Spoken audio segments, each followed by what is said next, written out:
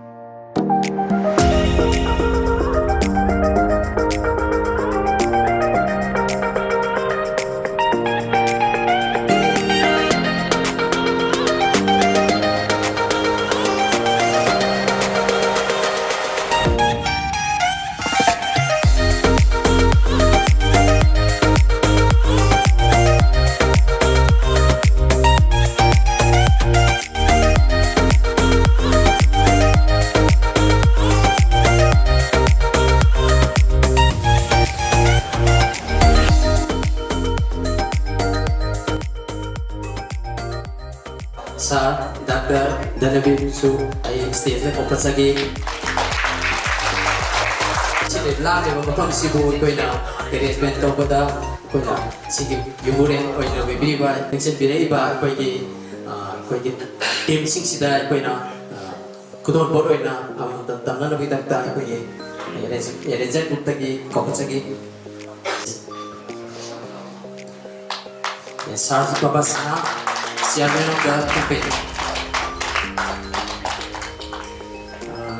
Advisor of the company, Sir Dr. Danabib. Ko di mapam sige ibuli no iba sa dito. Ko yung program si ugjaragi ahanga program si ko. Igi mangoy na mayang gi pam iba mapam sing lebi no mayang yung mobile to anong kan payo. Payo po. Mobile sa mobile to payo. Mobile sing net hang biro. Net hang biro. Hang biro. Yari po. Okay. Aduga YouTube channel biro. YouTube. Mayam YouTube hang biro bra. Hangi po. Yara bra. Ay makata jage YouTube hang matunga Imoinu live hay na pataktan namsan biro. Imoinu live. Live hati LIVE do. Imoinu live hay na nambira ba? Imoinu gi I na hubuni ko. EMOINU. Imoinu live LIVE. Nambira ba? Okay. Ado ite subscribe to gyo. Songi sama na ba mayama to hojik ado gi subscribe to matam pradi so online da na tarka video session mayama ma to yaurani mayam somna yumda ga sidi khangong do ba mayam da to loi khangan adu da ha to piro adu ga songi khangdo mayam video session mayam mathang loi khoi gi taw ri ba thom sing loi ka to da phang yare ko mayam to gi ro bra khangdo ba yaw do ta ga piro khangong to ba yaw ka di yaw de ko okay adu itadi matang sidi switch off. Mobile switch off. Isi silsar dagi haurak kibani head office silchardani Imphal dadi handak ta hangpani adu north east ki jaga jaga mafam khudi mata huji magi officing matham matang hangai Agartala hangare Guwahati hangare adagi huji Nagaland adagi huji khoi Manipur mathang som hangakale ni yam samba ama ha yam nungai ba bati ekoi ngasi ki television almost lubi na siya me ko koi ki laikai da huji production mayam puthoga yo bangkhang da mayam su lai bori saba kangku mayam lai papor saba mayam su lai adagi kari hai ta le duk saba mayam su lai smai to kana sin mayam ma tawraga marketing di wa ba yon bati wa ba isana sana ba si yon ga da bo era pagumba adaga pocho doi do siloi dra ha ba dum le ba ngasi di imai mo company thongla ba ni na wa bi ru rano som saga da ba mayam do loina sa ba yare adu matam da yon ba ki de dai khoi de jai ai na loina yon ba ki adu ko program te amasu marui ne yaw ba do program ne loina na ngasi Axis Bank SBI Bank ha na mayam tholai ba bank nationalized bank asu ko ba ikoi su imoi no bank hai nai apoi na ama saga da ba su labi ama yatsari adu ki da mak ta ikoi member mayam ma su ji join to no ba ki laujari ba sini adu na ma sisu ikoi matam ki matung ina ikoi ki imoi no bank ama la ka do ri adu ki su ikoi labi da lai ne adu ki kudong cha ba mayam su lai loina na aikoi ki company si ki oina aikoi na lam kaya phong da real estate hai na koi na khang na ba lam kaya lesha laga thama matung da lam jing jai khoi yam na hong na lam se yam na khangong da nei than da su lai ja ba hai ta yam na hong nei installment system lai ba lai na matung ti sa bu na lai re hayeng matam tu yon thok ke hai bu oi re na tra ga ai na mingon da bhara sa tok ke hai bu re isha ki pusi lam se yam na hong na phang long do hu ga da installment da damai tok da na mafam tu yum sa ba tu installment da dum ya ba lai ra matam tu da song ki facility mafam tu da lai ba ki facility mayam ma su phang ga da adu ko township imoi nu township ai da nai koi ahan doi na husik sel sa da ba ka ba hore adu mathang da Guwahati ki plan lai re mathang sumai ni state ko ki plan mathang la ka ni Manipur su no ma di yo ra aduna jungu ko program kaya si yor wa du ko imai man company ki du ko bani sing makha da ngasi di ko ni ngasi ahan da thorom Manipur ki bahan da thorom sida ko ki election jari ba ngasing election beri ba ko ki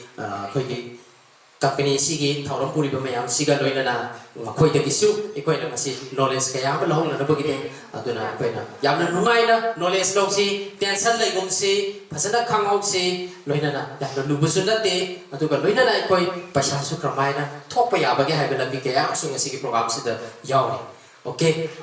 mayam ready le bi ra yum ki sak thongam da ba ning sing bi ro no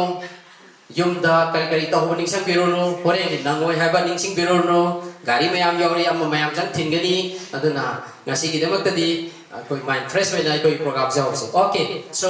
ahan ba mata da aina mayam ki mang da koi ki chairman sar babasana bu koi ki lamsi ki maram da mayam da khara wari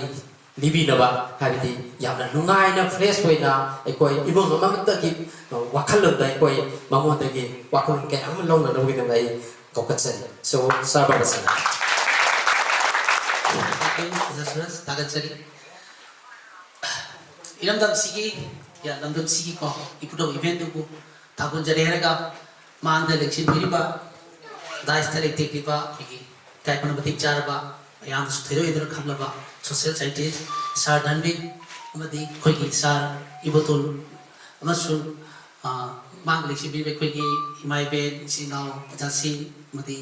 intellectual ba khoi ki ko imoi du ki ba ge ki ko kono kono jari so kasi ki maya puri po bukan so ni kai kono bucari maya ta chimba kya tha do kasi ki ikoi ki imai me program si bu bu phala pe to makta abu ka so ko ba ta ni jari thank you so kari hai tai kasi ikoi na baroi na kasar de ge laksari be se ai se kasar de kai than bi no loan buri kasar ngang ko jai ko maya mo ki ra kan loksa la ga di wa nga mo wa ko do mai tai imoi no ai se koi na siga private limited taga imoi no group kai na ka sarada society kai le ko ta ta sin na wari kitang jira ke masi ho koi na marui na horpati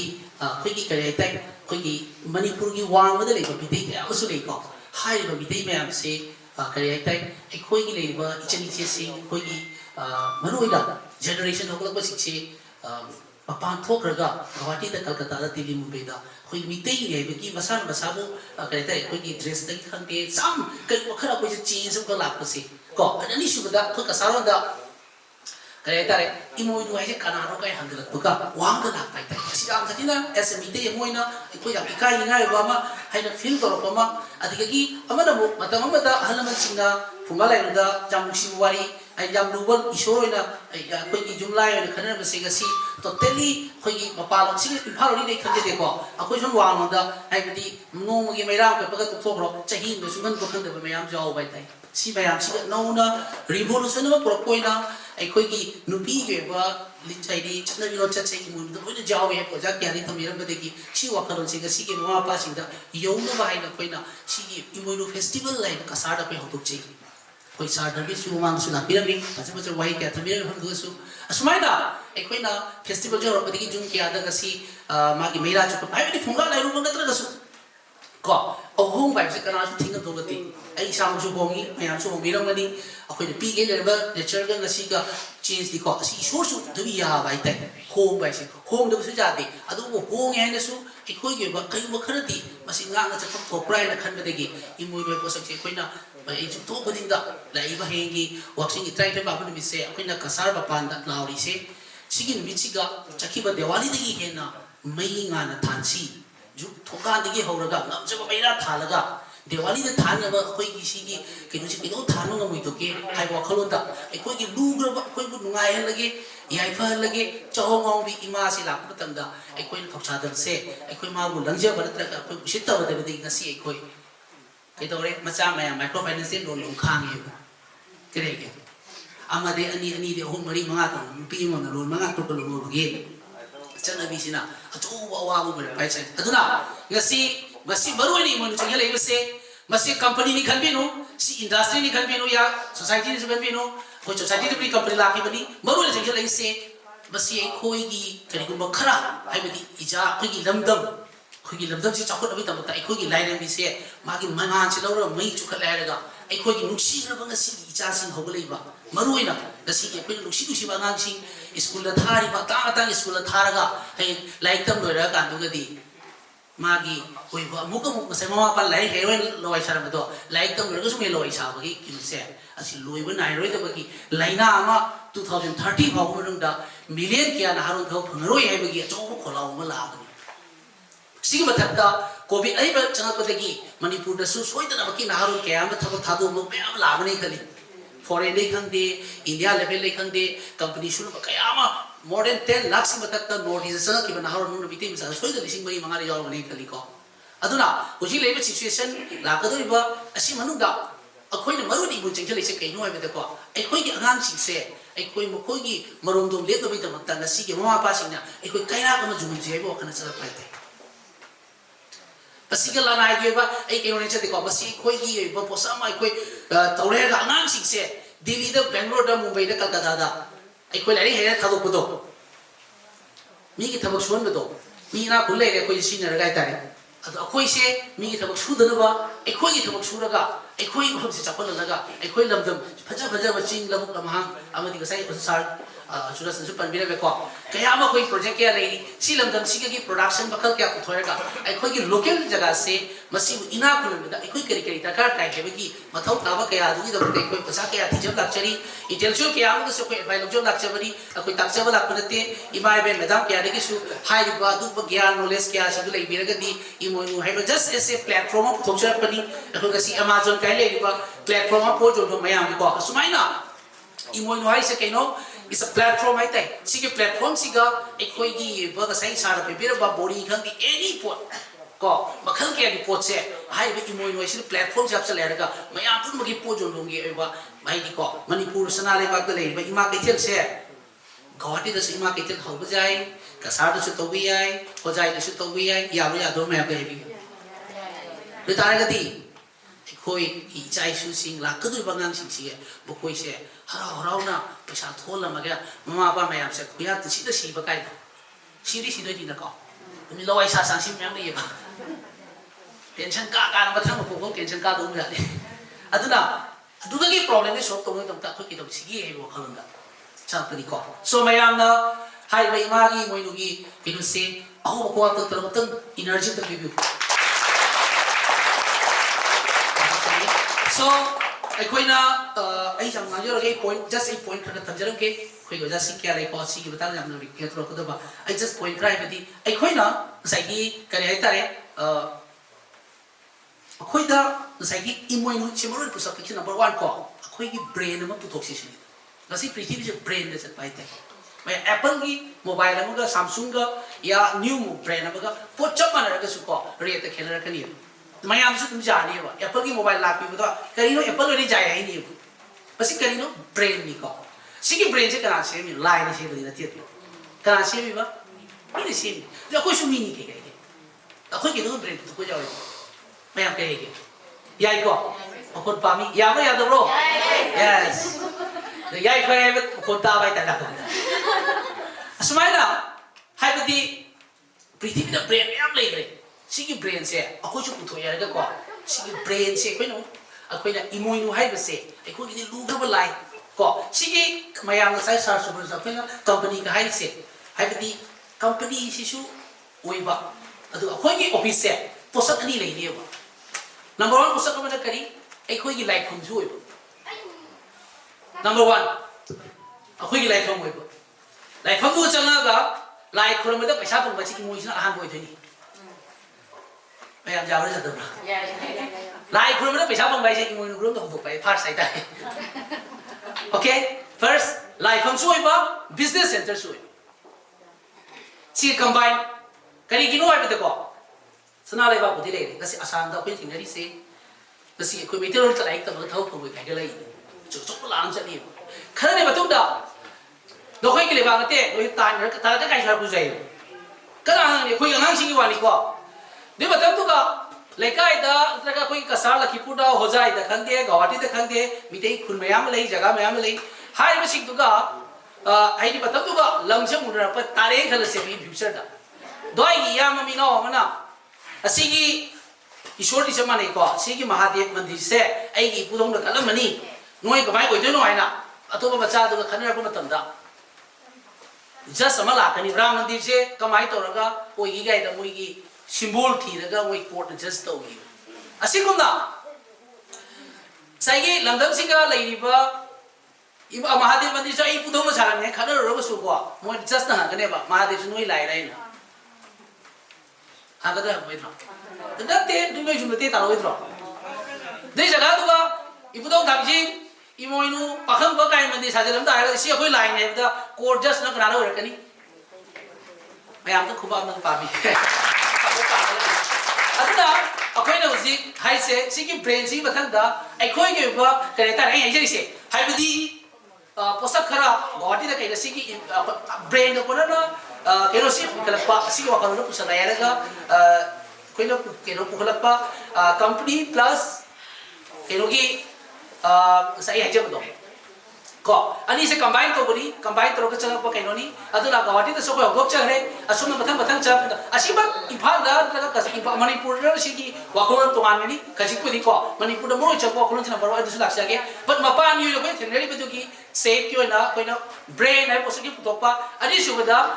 तुमदा Imoinu ना उजे कोइ चार सो साइबी गरे अकोय target तोरि बसे सखुम दगी होरगा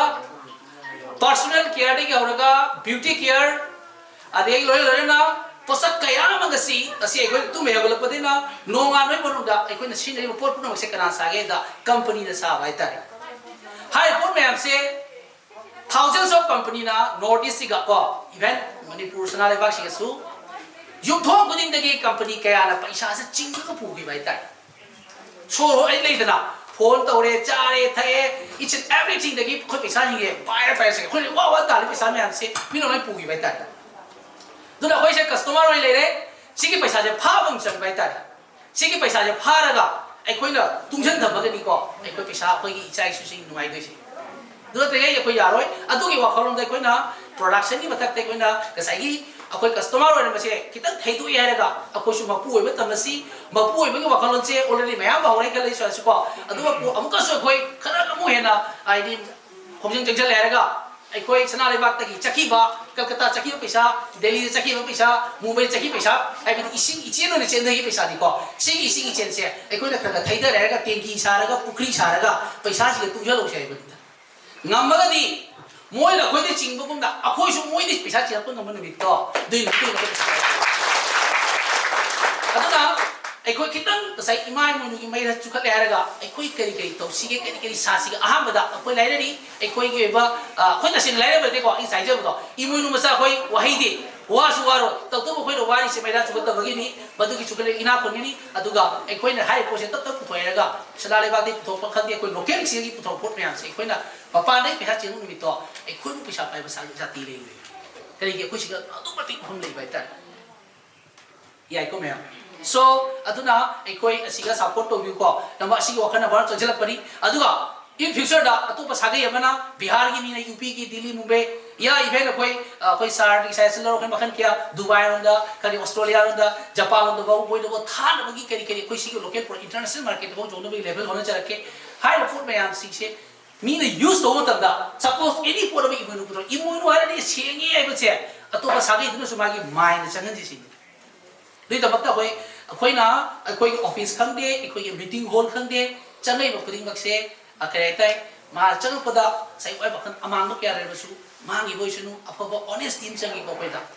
koi gi lamdani support pada koi discipline phajaba lakshya thal phajaba wakan phajaba ai bidi puchil eno asi dam thri changi si possible first koi na important ni adi wakan bak to koi gi mandri changa gadi ni manga to re basu koi kaitai wakan isum rak changa di alama thabak tu su kitan ki bam phawi ko do adu wakhan maksu asi khoina sigi philosophy chani bai ta aduga brain se long mate khoina hobde yam sengna to birwa aduga ina go request jai ekhoi moinu ga samna to riba tatra ekhoi gi ba represent khang gi ekhoi gi mute be kudi makko imana thagor bini khanbiu puning sengna imana ekhoi se kausan bi bani nungai hel jai fa lagi amasung ai samak se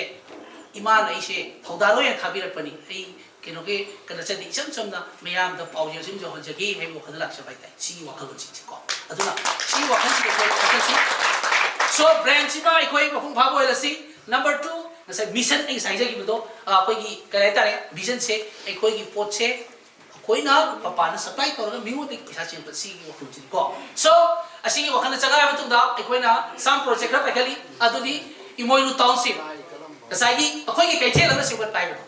ima kai thel ai ko kita modern type kai thel ima kai thel famai se oja sahi kya re hori oja ne tam ni ko ai ya oja ne klam jai sigi kai thel se gai chali ba style se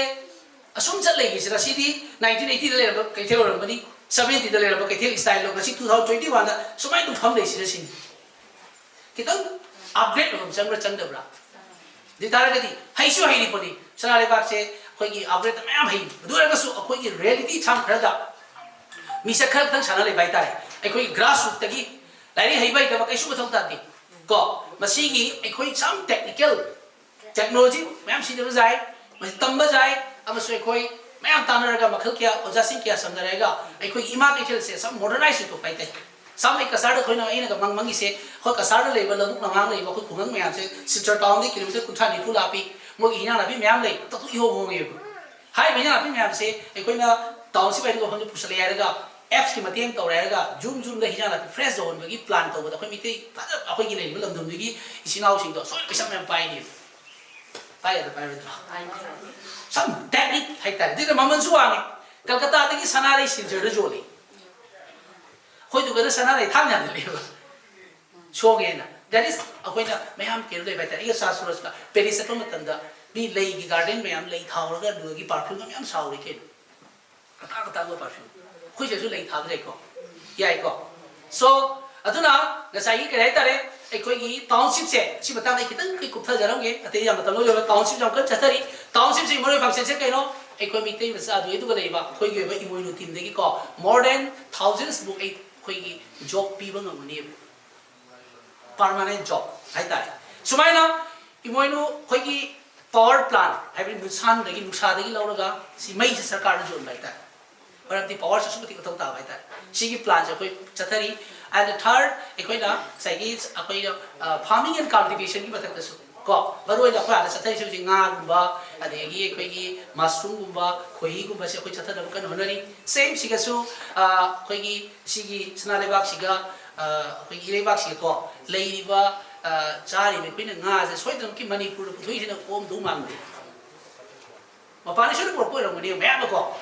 อันนั้นไอ้คุยยี่ไปชาเสียคุยเนี่ยส่วนนั้นมีมาจะพูดก็ได้ไอ้กี่สมัยละก็ได้เลยเช่นว่างานยี่ไปชาด้วยมาปานี่จะขี้ไปกันอันนั้นไอ้คุยเนี่ยงานพูดถูกได้ก็ดีfresh ถูกตาระก็ดีหูเจนเดบ้าอ่ะหัวงาพูดถูกยังไงก็หักชามชุบฟ้าไปชามมีคนจะคิดเดบ้าต้องคอยเฉลี่ยหุ่นตั้งแต่ก็คอยพิเศษภาษากรุณาที่ไม่อ่านถูกไปยังงาสนาเลยบักชิมงาสับไลตัวจะเกี่ยจงถูกไปโรยชินอ่ะคอยซัพพอร์ตตรงจะเกี่ยมือเลยจะดีถูกจะถูกชินอ่ะไม่อ่านชาวนี้มันงาถูกสิไงไอ้ยังยี่สิบก็อีชินอ่ะกรุ๊ปเพื่อนจงถูกไปโรยตัวก็เฮ้ยแต่ก็ไม่ต้องสิไอ้ยังยี่สิบนาทีก็ไอ้เลยคุยสุดอีโมยดูดูอีกตัวจงตัวอีโมยนี่ใส่จะกี่ตัว it's a platform คุยลิงก์ตัวเองก็ลิงก์ตัวจะกี่ support มาวันได้ energy market ขั้นเดียว financial มาดีเนี่ยนะขั้นเดียวอะดูว่าคุยกับจัสซิงขั้นเดียวอะดูกี่ลิงก์ตัวเองก็สนาเลยบักเสียพัฒนางาปุถุยเองก็งาสุโฮงนะอาภาพพิจารณามีแม่ชมภาษา diabetic pressure กันชี้ชี้นี่ท่าสุดที่ก็สมัยนั้นไอ้ที่งาขับเดินตั้งนาบักเข้าเกียร์นี่เลยดีว่าสิว่าผมจะสร้างว่าแกอามาผมสิมีแบบนั้นซัพพอร์ตตัวมีอะไรก็ผู้ถูกให้อะไรก็ปริธีพิเศษงาวันจีสิแต่คนผู้ถูกผู้สิพิเศษโมเรกิพูดงาอีกแล้วมันมีแบบงาตัวคุยน่ะมีงาเลยคุยชิงงาวันจัดเลยยัยก็อันนั้นคุยเสียสิก็คุยอันนั้นที่สกิลฟุลเลยแบบกังวลนี่คุยแต่สุดที่เทเลเลยแบบกังวลนี่อีชวนคุยกี่ไลฟ์ได้คุยไลฟ์ภาษาเนี่ยคุยไลฟ์ภาษาที่ลานชิ้นเลยไปได้ถ้าว่าก็ชิ้นอะไรก็ number one เลยด้วยคุยนุ่งไงก็ไลฟ์ภาษาต่างเลยไปได้คิดตั้งเลยทบกินสิก็วันนั้นเราไปได้ไลฟ์ภาษาอะไรมันถึงไลฟ์ภาษากันเลยกินอันนั้นคิดตั้งคนทั่วก็ไอ้คุยก็ว่ากันจะรู้สิ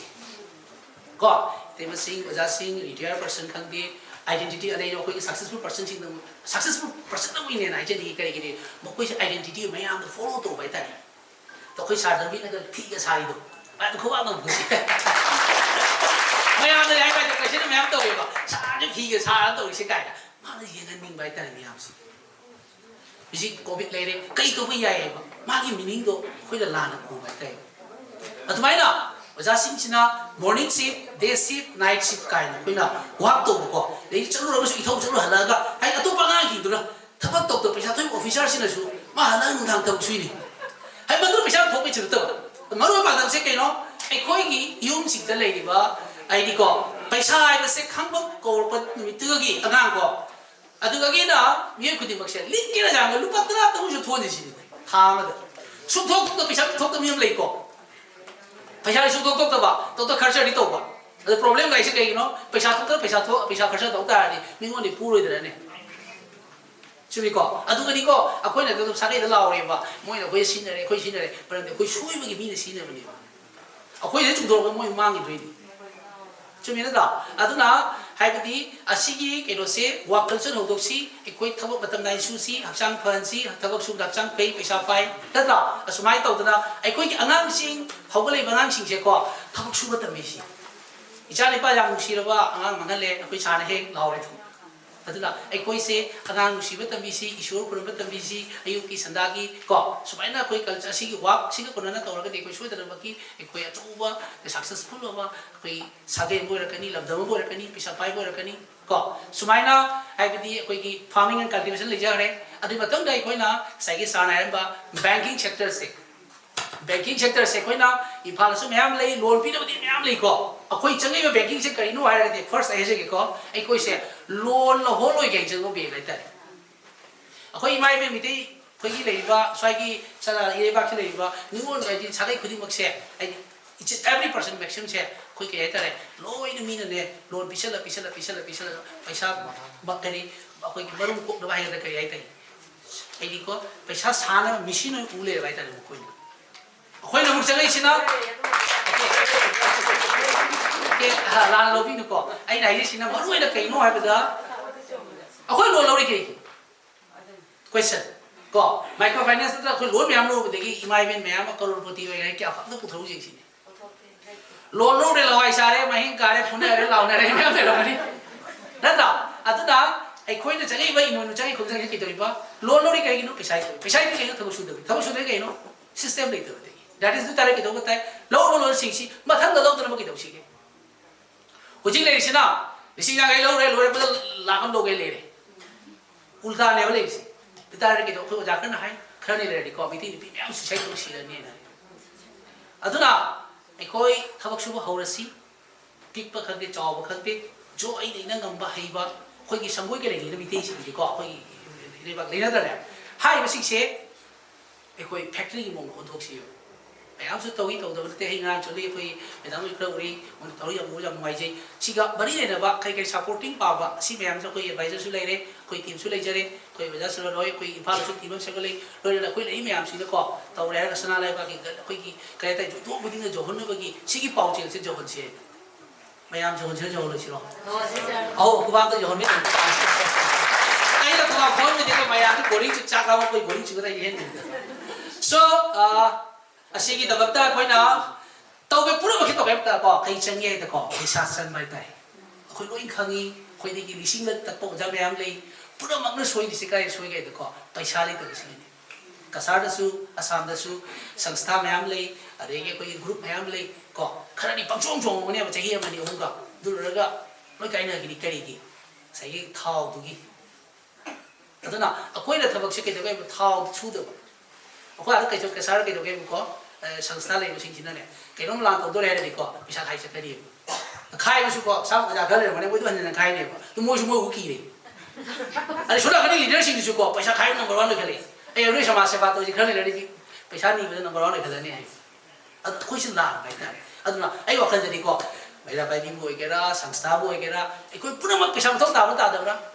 samaj seva su to si samaj seva to crorepati oi si sin da khai ni udara gadi wakal ji kita jeso to si any ma संस्था kai program la ko da ko ai la pisi ma ai bate bang je lising ma de ma hai na da bi pisa pai ri to to ni ba sumi ko si se ko to ong thong kon chan bai ta aduna akoi na hai awang pathak like Punjab Bank gumba Allahabad Bank sumaina ga tei sumaina khoi su khoi ge ba imoinu bank ama 2025 se khoi na mission tham mai ga ko awang pathak ki nationalized bank ama puthok chage si ge khoi target aita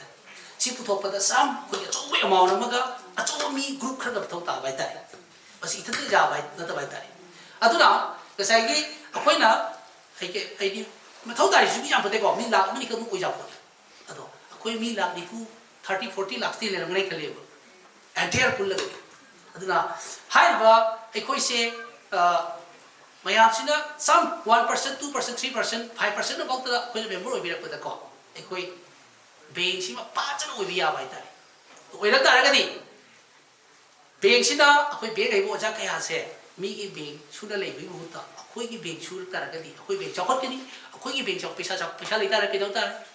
ꯇꯥꯔꯒꯗꯤ ꯑꯩꯈꯣꯏꯒꯤ ꯉꯁꯥꯏ ꯍꯥꯏꯖꯈꯤꯕ ꯆꯥꯛꯈꯨꯝꯗꯒꯤ ꯍꯧꯔꯒ ꯑꯩꯈꯣꯏ ꯅꯣꯡꯉꯥꯟꯕ ꯅꯨꯃꯤꯠ ꯇꯥꯕ ꯁꯤꯅ ꯄꯣꯠ ꯄꯨꯝꯅꯃꯛꯁꯦ ꯑꯩꯈꯣꯏꯅ ꯕꯦꯁ ꯑꯣꯐ ꯗ ꯕꯦꯁ ꯄꯨꯊꯣꯛꯑꯦ ꯍꯥꯏꯔꯒ ꯋꯥꯔꯜꯁꯦ ꯑꯩꯈꯣꯏ ꯃꯥꯔꯀꯦꯠ ꯑꯣꯟꯊꯣꯛꯄ ꯌꯥꯏ ꯁꯤꯅꯤ ꯌꯥꯕ꯭ꯔꯥ ꯌꯥꯗꯕ꯭ꯔꯥ ꯑꯗꯨ ꯇꯥꯔꯒꯗꯤ ꯑꯗꯨ ꯑꯣꯟꯊꯣꯛꯄ ꯇꯥꯔꯒꯗꯤ ꯖꯁ ꯃꯄꯥꯟꯗ ꯈꯜꯂꯨꯔꯁꯦꯕ ꯍꯧꯖꯤꯛ ꯏꯁꯥꯅ ꯁꯦꯠꯄꯤ ꯆꯥꯕꯤꯕ ꯐꯤꯔꯣꯜ ꯃꯌꯥꯝꯁꯤꯗ ꯑꯩꯈꯣꯏꯅ ꯐꯖꯅ ꯄꯨꯊꯣꯛꯄ ꯉꯝꯕꯗꯀꯣ ꯑꯩꯈꯣꯏ ꯏꯆꯥ ꯏꯁꯨꯁꯤꯡꯁꯦ ꯊꯕꯛ ꯃꯣꯏꯅ ꯀꯣꯟꯅꯔꯣꯏꯌꯦꯕ aduna kasai gi chabade horaga lei myam se asiga mating pangdi se kaino bank aduna bank gi damakta koina imoinu gi society gi member man oi biro ko form ka member biro society gi member oi ba aduga ani subada koi hai se paisa su tan se hai bani sai je bu like from da koina ko sawa seva to to na mingon da su advice pi na paisa tan na bi labi se asigi da ba kai do ba ikoi ka imai ni private limited ki form ni me de da ba pun na mutta document am kakta isagi KYC pi tani saktak chi ko yara ga di pen card jawon biu voter ID and bank account si ohum je sangani photo nan nam ta khwai ni phajaba dress se laga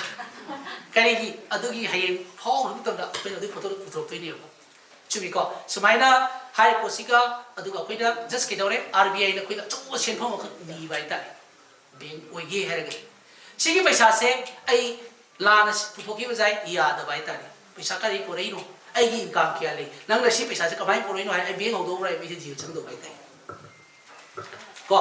adigi amana ai mi ngone puro so to ba da basi mai reason pi ta bai tai paisa bu le de nang na mi ngone paisa puro nang kamai bi wi de ma na pass to oi do bai tai aduna ID asigi damakta koi na hijai se each and every person ID koi gi iribak si ki anghang sing gi future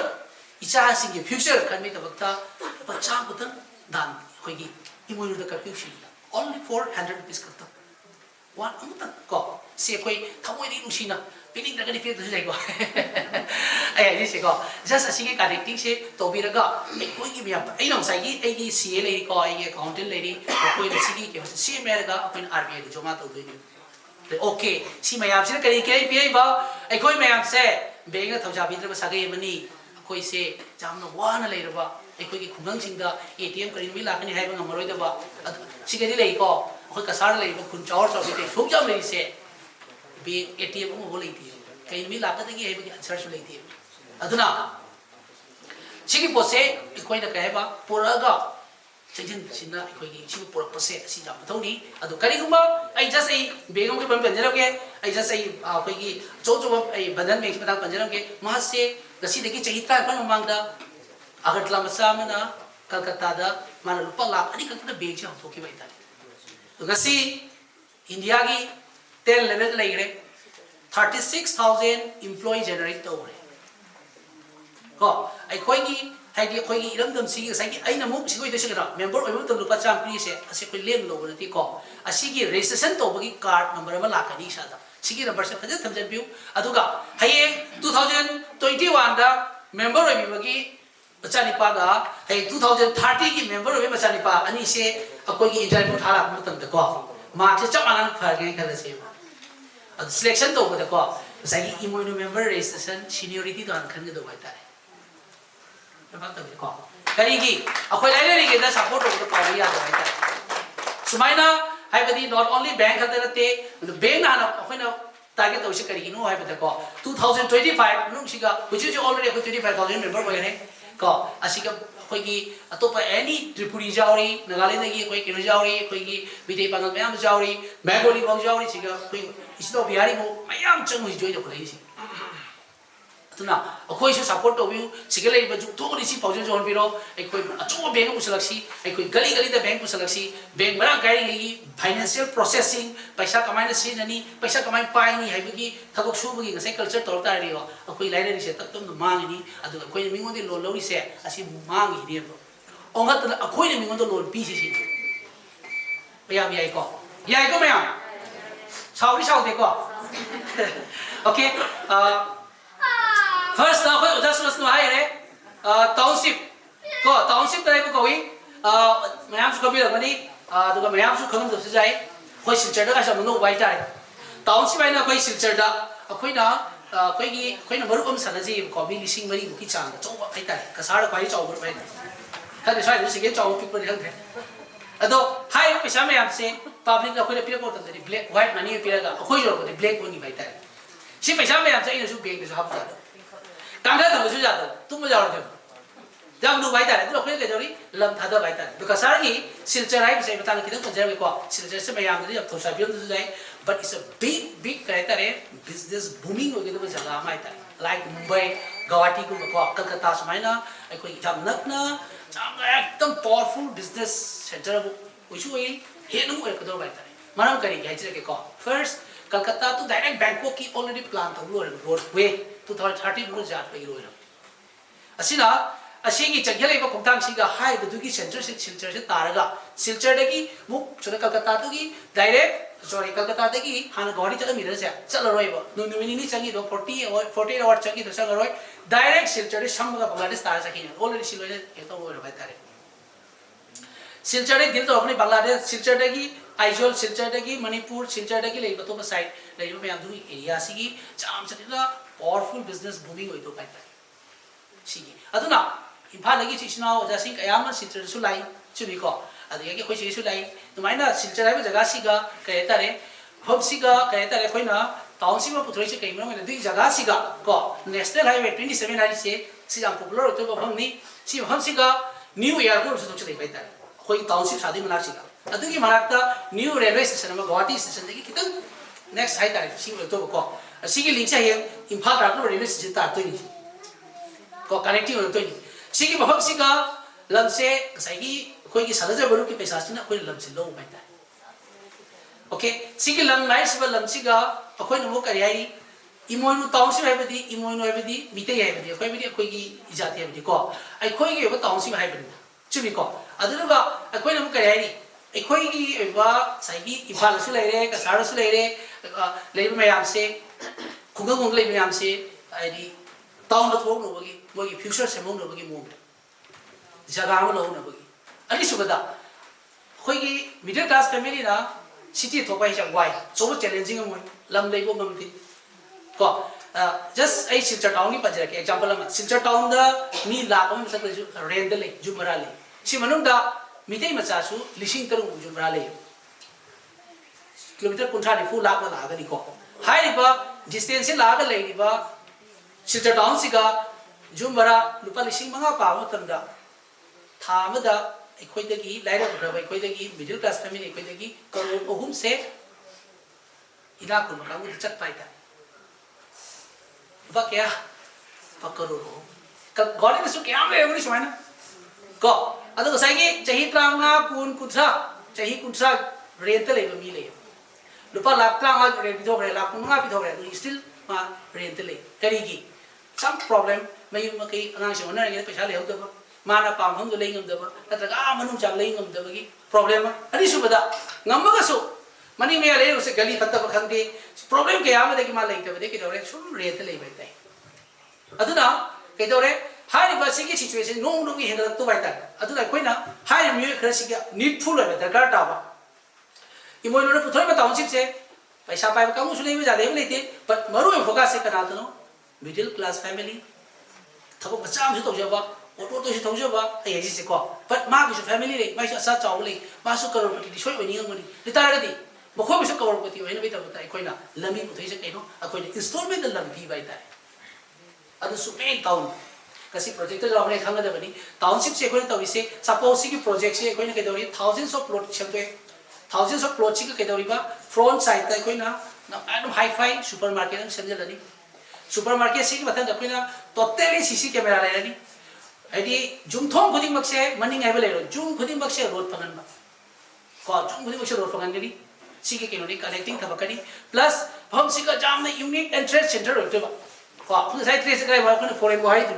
दुमानी skilful होइबा लोंबम सु होइबा गसी सुजुमी याम तो बिना अखोय सोदका दी लोंबम का से तोंगान पैसा तान मन चोम को खले मी पुनफम सिजे को सुमाइना हाइबा हम दुगो लोइ लेबा अरे प्लस असी तना इसे तमम खंदे जगोय तमम खंदे हाइबदी मी लिसिंग मंगा त्रा लेतु टाउन मनी दे टाउन तुगा इते ममदा हाइरे आई सब्जी जोन जगे आई चेंग जोन जगे आई फार्मेसी सब जगे आई फी जोन जगे आई पेसा कर बाटो जगे बदो मपान मी तो लोइबा दे टाउन दे ले मी तो तो बाइ ताइ नमर को अनि सुबदमो दे मनुंग ले मनुंग के माना बति चाबा मा का चाना पोस्ट तुगा लेरगदी मोय मुंगी मी मनु थाव फंगै सुको चा पिरा कनी आई मपानी लोडी सो मनुंग मी रे 24 आवर सर्विस फंगनी द चुबे को सुमाइना मपानी मी चिने तो मिनी मेडिकल बचा हम सबसे ली अरे एजुकेशन की सबसे ली सुमाइना कोने जामना करे तारे टाउनशिप से जामना यूनिक होइबा अरे दी मपानी मी सु पंचंग चंगा लोय चंग मत अखोय अखोय की फैमिली नतना आई की लाख मरी मता नतना मपानी मी जाम तन दे दे टाउनशिप चंग को तन कोई टिकट का चंग कनी दुगुबा जगह मा फिल्म शूटिंग तो हम ओगे दुबई तारे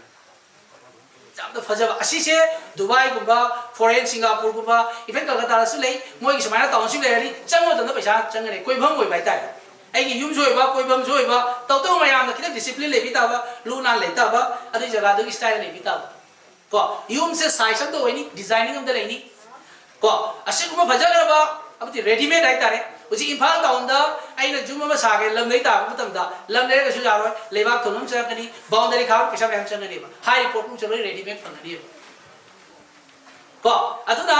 अदिगे कइबा वन सिलचरनी हाई आइना सुको सिलचर खता आई लेते जा देबे लेकी को मतम सी चंगबी जुम का स्वाइदम लेबे तो लेछि सुमाइना सी जगह सी के लेरिबा अखोय करे तारे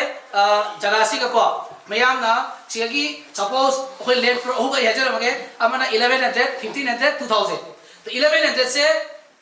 लिसिंग यांग है बुक तोबा 1500 ना लागबना अदुगा लेमौरिबा 2000 स्क्वायर फीट सिना लाम खाइन बुक तोबी है लेमौरि पैसा से 60 मान कोने पिजगनी इंस्टॉलमेंट और पिकट पे दमता ओके अदुगा जाम नुगाय होम पंजन के को एकोइना सेविंग तो इन बैंक खंदे अखोय की इंश्योरेंस थादे को सिगे लाख मंगा पिबा सब लाख मंगा बखाई ताबन ला ममा लहो बसे अदु स अबु तपी दो तबा था हुमु जंगा मेदाम ने कोई पिबी देबा तो था हुमु को लोय पद को सी लम सिगे ममन को लाख जंग हेनी तारोय स समद खलियो ay लाख मंगा तो सुपुन पिबा तबा अदु कई के सब तांग दसी मनम करी की resident and commercial place combine होई बाई तारे अदुना मरमना असुकी मत विन विन सिचुएशन होइनी नसाइगी आइगी ऑटो थौजरी बाइगी इनाव दो यामदो वा वाना माना थागी पैसा खर का पिखे चरेरगा मा जो खिता खिता तौरगा चही मंगा जोरपदा दई पैसा दमदुना चही ता जोरप मा थबक सुनम दब तमदा मागी प्रॉपर्टी दो करोड़ होई तारगदी मासु करोड़पति होबे याबरे यादो सिगी पॉलिसी सिनी को अदुना पैसा पाइबा कामुस के करी हाइगे आइबु अचौ चौ मिना ममिंदी पलर मोन हाइबिसे पैसा पाइगे हाइ तारदी पैसा साम थोक थोक ताते पैसा खितंग थोसु पैसा मयाम पाइबे याइ दितारे के तो बताय पैसा से तुमजन बगा थादा बगा अनि सोइता तुमजन बगा थादा बगा मित्र नारेगा सी अनि से हम साबो इता हम सु साबता चुमी को असी के कंबाइन तो बतम द को 100% मा विन तो देबा अदुगी पॉलिसी लाकला म दारेगा उजी कोई की कॉइन की लाई द को इसिलाउ सा बिटकॉइन अदु कॉइन ने मयाम गाउनरी ना गाउनरी से सॉफ्टवेयर दो बल तक लोन लोम दोइ ने मयाम सु लोम रबनेबा अदु थाजा भी अकदा आदगी लंदन किरा काइदी जापानी मचाम दा होरमगा गसी मपुसु मांगरे हाइ अदु सु पथा थादा गाउनरी ने कना सु हाइ पोते प्रेडिक्शन तो पा गांगी वाने अमन थो अमन हाइ चलगा अदो गसी की अखोई की लेंस सिदी को सी वर्चुअल है सी फिजिकल कोइन हाइ बिस लोबी बजानी मोइनु की सही की अखोई की लेंस सो असीदी असमाइना है इसिना उतना लाए लमसे लोबी रे लमसे खर खर तौना माना 75% अमाउंट थी पर लरत लमसे चंग यानी चंग बतौना माना यूम से सानिंगे खलसी यूम मरोन अनि बखाय है तारे कोई पीनी हंगनी को लाख मंगा बखाय ना गसी ले दे लमसे रूम मंगा दे तुरु की चांदो होइनी कोई की फजब रूम को अदु स्विमिंग पूल लेनी मतलब ही जाना बजुकम निको आई जुम लागा आई गेस्ट तक स्विमिंग पूल के थोन बगी नुवाइबा कोई भम रेस्टोरेंट लोई लेनी हमन दुगा फजबदिक फजब जगह मोइनी वीडियो दा सही इमोइनो खै रेस्टोरेंट इमोइनो लाइव हाइ लो माना सही सब्सक्राइब तोली तो व्यू बिस तो हलु करी की हुजिक तोई प्रोग्राम से मयाम से दुगो लोई तोलानी कोई ल सेबगा प्लस अखोई के टाउनशिप के मॉडल जुम को माइ सादर के तो लोई दुगो फंगनी अदु ऑपरेशन तो चरकनी अदुगी दमतनी को मयाम तो हाइ दा सो सुमाइना कई हाइ तारे यूम से अखोइना मैडम सान हाइरे आइदी जुम से सादिंग मनी पैसा लेत्रे कमाइ तो सी नो प्रॉब्लम सोम की जुम लम लेबदीना अखोइना एग्रीमेंट तौरगा इमोइनुना जुम सारगा पीनी जुम तबु अखोई की आर्किटेक्चर इंजीनियर एडवोकेट लेनी मखोई का सजेशन तो उठौ तानी आई की जुम से क्या चंगन लोइनो लाख तरा चंगन लोइना त्रांगा चंगन लोइ कुन अदुरी इसा के पाम तो डिस्कस तौदनी को अधाई जुम दो एकोइना साल लोइ पी लोरगा इंस्टॉलमेंट चकनी चिबो लाइ को ओके या मैनाव दो वा ngai लाइ माय फैमिली पोरे पैसा थबो नि बथौ ताइ को पैसा थबो नि तब दो अखोइना माइनी नन करी करवा तौनी सुपरमार्केट से नखोई की तबतनी कई खम गए नो माया सही तो नहीं सी की फिगर बाटो चल ओके मां के एग्रीमेंट तो नहीं एग्रीमेंट तो रे या महीना इसन दो पैसा लेते के दो नहीं पैसा लेते कमाई तो सी डोंट वरी दुगा मेंबर होबा बिपु खुदी मा इमोइना बिजनेस लोन पी ओके बिजनेस लोन पी नहीं तो करोड़ में पी रोय नाम तो दे बिजनेस दुगा इनो दुगा आई एग्जाम वरी तो पिजे को अखोइना अखोइ ट्रिप सेविंग है तोरगा लोन मसा मसा पी मतम को इमा मा नान रुपा लिसिंग yang लोन पियो थारे अखोइना फोन तोरागी नान लोन से कई मा चा दुकान फन या चा दुकान लिसिंग yang की चा लोन नुमद्राय मा सोइदा के दरमनी खाइबो मना अतोप माइक्रो फाइनेंस सिंग बोरम बाइ तारे बा अखोइना तोरिसिना चप्पा गाइदी रिक्वायरमेंट ओ अप्लाई तो गत्र गन वाइ तो वानी अदुना सही कहे तारे मा मथौ ताबो प्रोजेक्ट सा पीनी मा करवा तो होंगनी बिजनेस तो होंगनी पैसा थोन बखोई थौनी एंड लोशल पदा इतै मद्र या मद्र आई अमु इफा रंजा रगे को अन मशले आई जुम रंजा रगे चही 35 मु कुलबदा मा सही लुपा लाख मंगा लई लमदो करोड़ 3 मरी मंगा बो तागी बजाय मतम दुगदे खोइन लई नु बिसती लरो मतम द लग्जरीज प्लेस मो एरनी मियांग की फावर बदु जगह मो एरनी फॉरेनर क्या लाखम लई को एरनी टाउनशिप तुगा को दु गेस्ट हाउस थलबा शूटिंग चला दु अगप जगह मो एरनी हम दुग लेबा अंगांग सिंग मी लोय होइनी करी के दु अंगां को कोई डिसिप्लिन थमनी कोई सार्डर भी तौर कोई सिमखत क्या ऑनलाइन क्लास को एजुकेशन क्लास मेडिकल मरी ले क्या क्या से कोई की चैनल बसु हम कोई कन होदरी तौरगा है यूम यूम फमगा गसी मी उनबे मतम से तांगला मतम भेलु लाबनिना मखल क्या गे पोसक क्या कोई पोसकना बा सजेशन क्या लौन कोई फ्यूचर ले जे बाइतारे सुमाइना चाहिए मंगा आतरा मतुंदा मागी पैसा दो माना जुम से मा राम साम जो दुखना हो जो न यारोय युम से इबुरु जो जना जो बिरो मत बाइ को अदुग पैसा दो सुम लोबी बिया नहीं सो असिनी काउंसी बतांगा आई लास्ट दा मतम याम लोजे वहां पखुम एनी कलागुंबा जाम तीन हम मतमदा रियल दा पैसा पाई है गदी इमुनु काउंसी ते इन्वेस्ट तो भी है को सपोर्टिंग मनिसु जाय को सो एनी क्वेश्चन सी बतांगा भी बिया नहीं आई आंसर तो जन कलागुंबा दाउ हानडी सु पाउ ताबी बले गदी कोई मैडम सिंह हमें कोई सारो दिस जैसे हम ये वाले ब्रो ओके तुम ना लेगा से तुम फंग लगा चुका नहीं है जैसे जानी हमको thank you very much so ये गंगा मेरे अच्छा काम जो अपना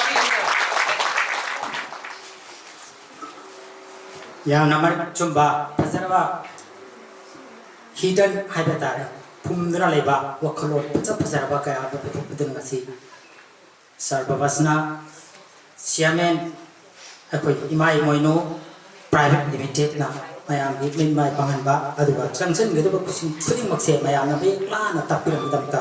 आइना अमुकसु हना थगसरी मथान सिदि मयाम ना खौराम ना गाइबा मतम सिदा अखोई ngasiगी इरमदम सिगी नारोन सिंगी मरक्ता अमसु अखोई खुनाई सिगी मरक्ता काय थरलिबा मांग थरलिबा असिगुबा चंद कानून क्या सिबो खुद दिन दिन ताकना मयाम मिट माय पांगना कायन बेयाते अखोई मालेम दा कोई मसक ताकदबनी अखोई की ओइबा मसक ताक लका दा पृथ्वी दा कोई करी नो हबदो कनानो हबदो मसक खन गलबी करी निगलरी लेरिबा कोइरबा मचै बाग सिदा लेरिबा अखोई सिबो तौफम खम सामम खंगदना दुम नगन बेयाब्रो अखोई लाइगी मसानी अखोई खुदिमक्से काय फद्रब पुतनी हाइबन सिंबा खुद दिन मयाम तापीदना मयाम भी माय पाहनबा अदुब थोइदोना ngasi समाज फंगम चावन फंगबा मागी असिन बकया काइथोपिरगा ngasi सिगुबा फंक्शन से याव याती हाइदना लापिदना ngasi दाइस लेक्चर बिवा दु थोइदोना मयाम ना सोशल साइंटिस्ट हाइदगा सु खंगरिबा अदुबा ओजाइबमो धनबि लाइसमदगी ngasi gi oiba meeting si mero mari le na promoting oiba maya ka thab wahi singa khara pi na ba haina nichit de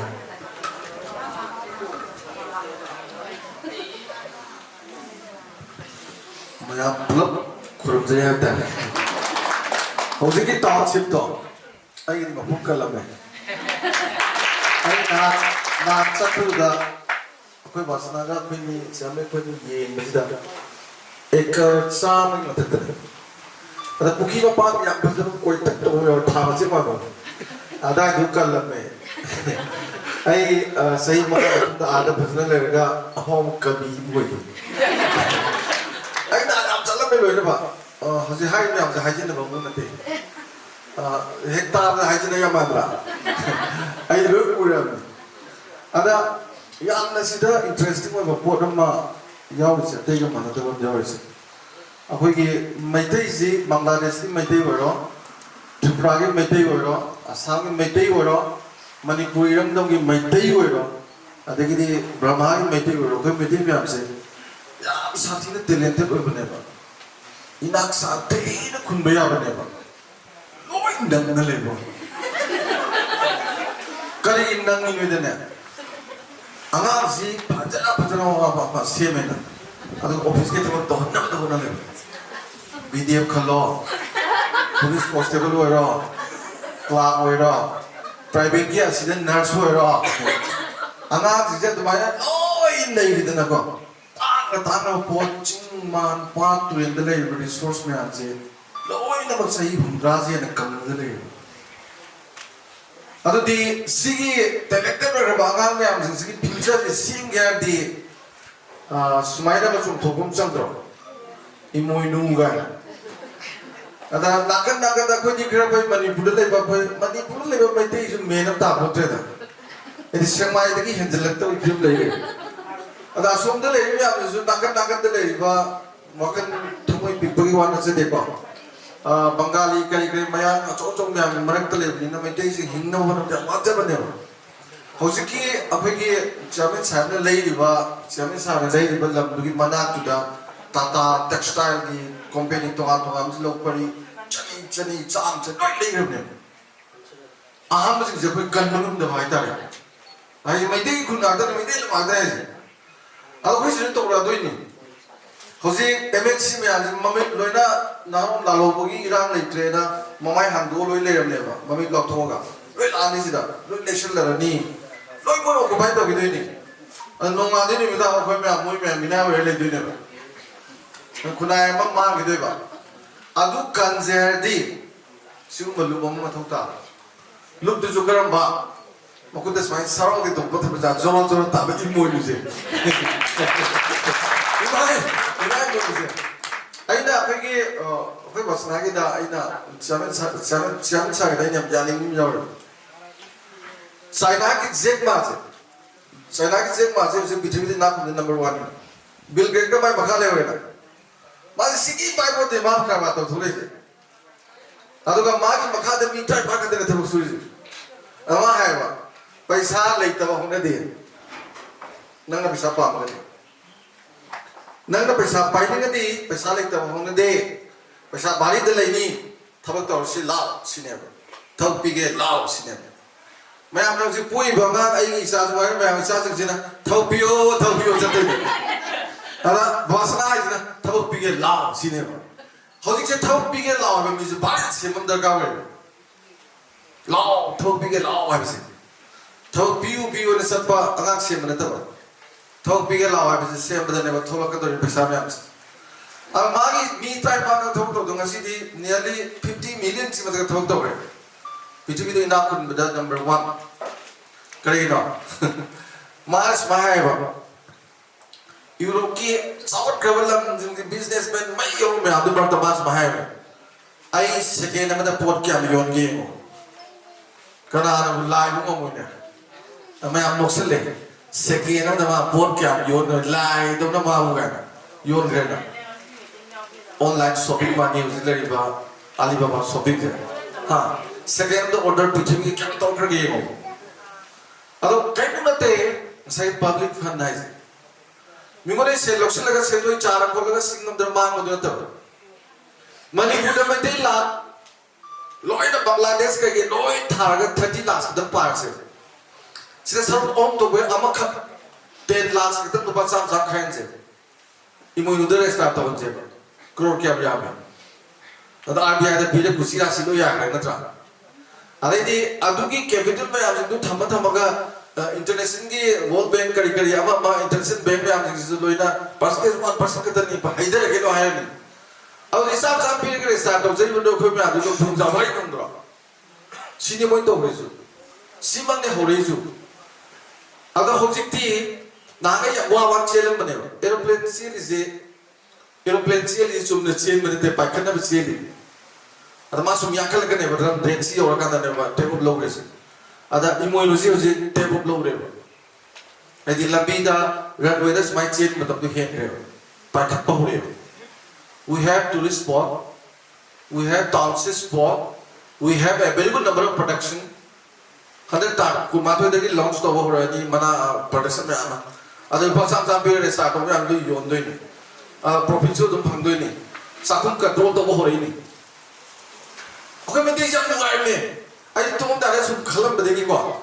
सही तरह सुन ना आई की नुसी न बनु बीच कोई ने जरा बदल मी तक पीता आगे देखो होजी मती ओके बने ब्रूमिया जी खलम बदल नुटी मी तक पीता जा लुहों बदल कुंडो याद कर दिए याद अब कोई ने कुंडो उधर थाते कुंडो था पे बुम दम थोड़ा ने सीगे सिंगों जे लोग परी अनु उन्दम कुंडो थागा नुपी तारा हमने कुंडो परेंग लेंगे लेंगे लोग भी सीजन जिधर बाजार sama dia panas sih kan asik mainnya लोग भी कुंडो ले बिजली पास होंगे सुगंध तो रहेगा अरे ये नारी सारे लोग कोई जे पुकी ना भाव ना तो ठीक है मोय नारी के भाव ना दे थोड़ी दिन रखो ओके ये टाइम दिन कल अभी ये अदुयो ना खंडर की दिन अभी टाइम नहीं अभी अदुयो ना खंडर की दिन क्या मेरा मीन सारे का कोई नसानी पैसा पीनी मीना सारगा कोई ना चानी कोई ना पैसा पीने लगे कोई ना सागे सी बकाई खंगी दरा आई बस को में अब जी ने को का मोर के तार दा पीवरो रो तार अदु मत तो जने को पाखा मचा में आ हो गले सी मा पा जे अदु तम तम अदु कोई दम नहीं नंगी दम तल पा ला मारे दिले ने बुदु ला तरा द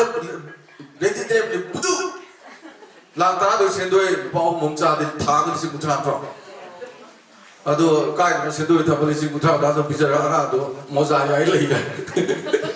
हा अदु दा तमार फंदुम सा दोरे ला तरा दो पिजरा मा फंदुम सा लिसी कुन मगा को तोलो ने सरकार मगा अदु मोजले मंत्री न मोजले बको सिकारी तखना द अनाइदी मोइनु सखत बगा लोय तो थोक्रो बा मयाम सिंसे सरकार की थबक तौदना पैसा तंग तागे न तंग हाना खलो अदुदी इमोनु सिराने हौसी कोई इमोनु दरकार ओइनी ओइरो जे हाइबो नमने कर्म कांदा हाइबो नमनी आई सरकार दगी पैसा थबक इसा तो इसु जम तो रो आई पैसा तानबा तौजरगे कांदा दी इमोनु सब थेकने अदुना थिंगे तौसन नमने लवरेबा अदुना आइना वांगांग से बदा बाबासना न वांगांग से बदा खुबा खुबी गदो मिलिसिंग तरा लेबुदी आइना मितगी पीतार बदा बाबासना न मितगी पीतार बदा तैथो पिनम नुपी तन पाम तन लेबने फेरो नोई न मितगी पीते तो पिनमी कना लेगे पोंग नंगे ने मणिपुर की चलुरा आमना मिलु दगी पिरान सिंथा बदा मणिपुर की इनखलंग बयो बुयन ताल साबी शाडों सिंह जिना तबों गंदबगी मितगी पीतार पकादा तैथो पिगेना लाप कना लेगे बा नोई मंत्री में आम दुदी लाख मंगा पी तैथो पिगे है बनी दना भवसना में तुम दने तैथो होगे न खले अदु दने आई न कन्न तिनरी आई मणिपुर कनगदो मी आम तिननिंगे बा आई दि मैते ग्रुप कनगदो मी आम तिननिंगे पैसा की नते आई दि पैसा दि आम दोन लेगे को अकोय यावान पाकेम लेगे थ्री इसा इस सेम लोयरे इसा जो दुम लोयरे अब हम इन्हें भी आज खाना करते हैं कैसे लेते हैं बा अवान लोग बोलता नो मसोई तो ना कोई में देख में आम सिंह फ्यूचर में उड़े ही बा साइड बैंक तो हांग बाय से रिजर्व बैंक तक साइड के क्रोर में आम थम्दे यार देने का अदुगी ने साइड रेस्टा बाय इकाई ना खाई दो इकाई भी दे आई दाना भी साफ फिर हम मोदा आई माई टाउन सिंह के लोग भी लोग भी चला अकोई मुंगी के मेंबर लोई सुना भी चला वाले बसा मामा जो है बसा मुगे नो अदु दे नि अदु तो बुदु पा लाख मंगा मांग रे हम नते बसा हो दिगे सा मांग मांग सा मुगे मांग दगति है ऑनलाइन दा काउंसलिंग तोरकनी ऑनलाइन दा टेलीकम्युनिकेशन मेडिसिन तोरकनी नारगा मा अदु तो बदा तो मागी के सब चार्ट स्कोप से को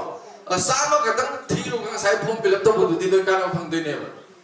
पोजो में जो फंगदोय ने मांग जो है सा खबु के आई संगा और मांग से है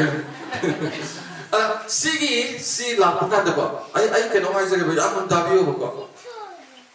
मही सिदने मही है तो क्वाइट ताको मही से करे यू जुतानी को कोई जुतानी को ताको संगोम जुतानी ताको पीजे सिम ताको मही बिथुरी दे लेते मादी सिंजे only 1% कितने थमोई की वाका 99% जावे यू दे थमोई की वाका जावे को खोई दे जो संगोम दबुदी सनाव साके ते थाब खरे यावनी आई ना थक तो जो मोने सुदो पीर को गाय खरे याव जबने अ कितनी 5% को दे अदुगा पीज दे 99% थमोई की वाका ने अखोई मणिपुरी मी में आदि तुम दे कप यावरी ब मौदगी लेसाबी दगी नुक्राबी दगी पखम दगी को करी कपिनो दे वाबी ने बा वा दे कपने याम नुगाय का दे हा कपो दे कपै दे कपि वा कपिने बा अदो अदुगी वारगा मित्तगी तारिबो पीदो आई अम्मतम द पैसा ग मई लेने बा इकोनॉमिक एक्टिविटीज ग मई लेने बा याम नुगाय बा वात पादबे नु द कपसु जावई मसिंग याम दे अदो खैना लोइना मक्सी फांजी फमिने जे है देख साइ कोई बात ना है दो walk culture number 1 walk culture का लोन द पगलो द लोगो को अमदे उलो का खतरा उलो सिंगा अमदे उलो तो था बदि सुसु द जडा चार फमदु न तब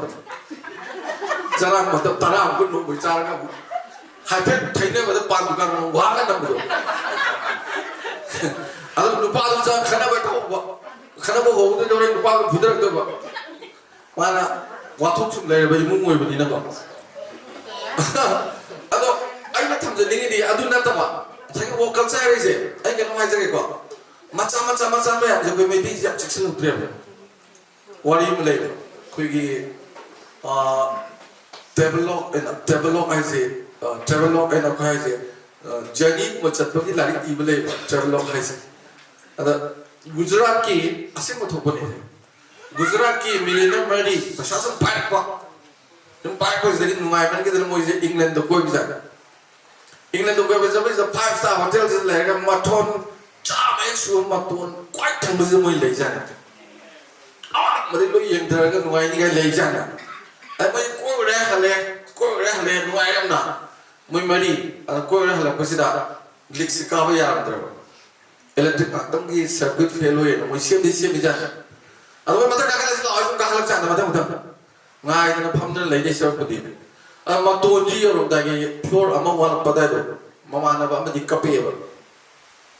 Ada macam ni nama thawat si cardiac narvo ni, angam bukan ada heart narvo je heart failure kali ni apa cardiac failure dah. Ada macam nak ketorge, nak cardiac ketorge, thawat ketorge, apa bida. Ngai tu tu mungkin thakal aja ni macam tu. Kuai kata tu orang thum macam ni thamakan tu ni. Heart narvo kan mungkin nanti, ayi kari sudo, kai flow dah thawat ni ada. Ada ayo wakilur kata. So do al bakal aku awak hotel ni thamu lejai ni,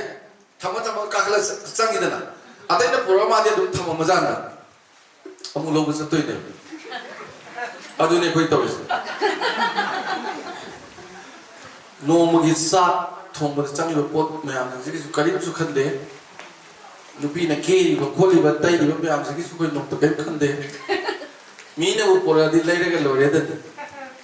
Aku ini butuh butuh kita doge. Moi di karino shengi singde jung de sangrai ge sense ne chemical hidak macam na sema sangrai na malira khande che swaida kitang changjalo sangrai me am phoer ga iro ya kang na de ma chundra ne akoi ni poch ana pod ma ge akoi no mo da galu drab do agana hoji ahan bada pisak te hoje ba sakhum jib da thol ka drom tok se marumara thao chamana ha adegi to ka tong ngari akoi to ri myam je imoi nu le pu thora ni dana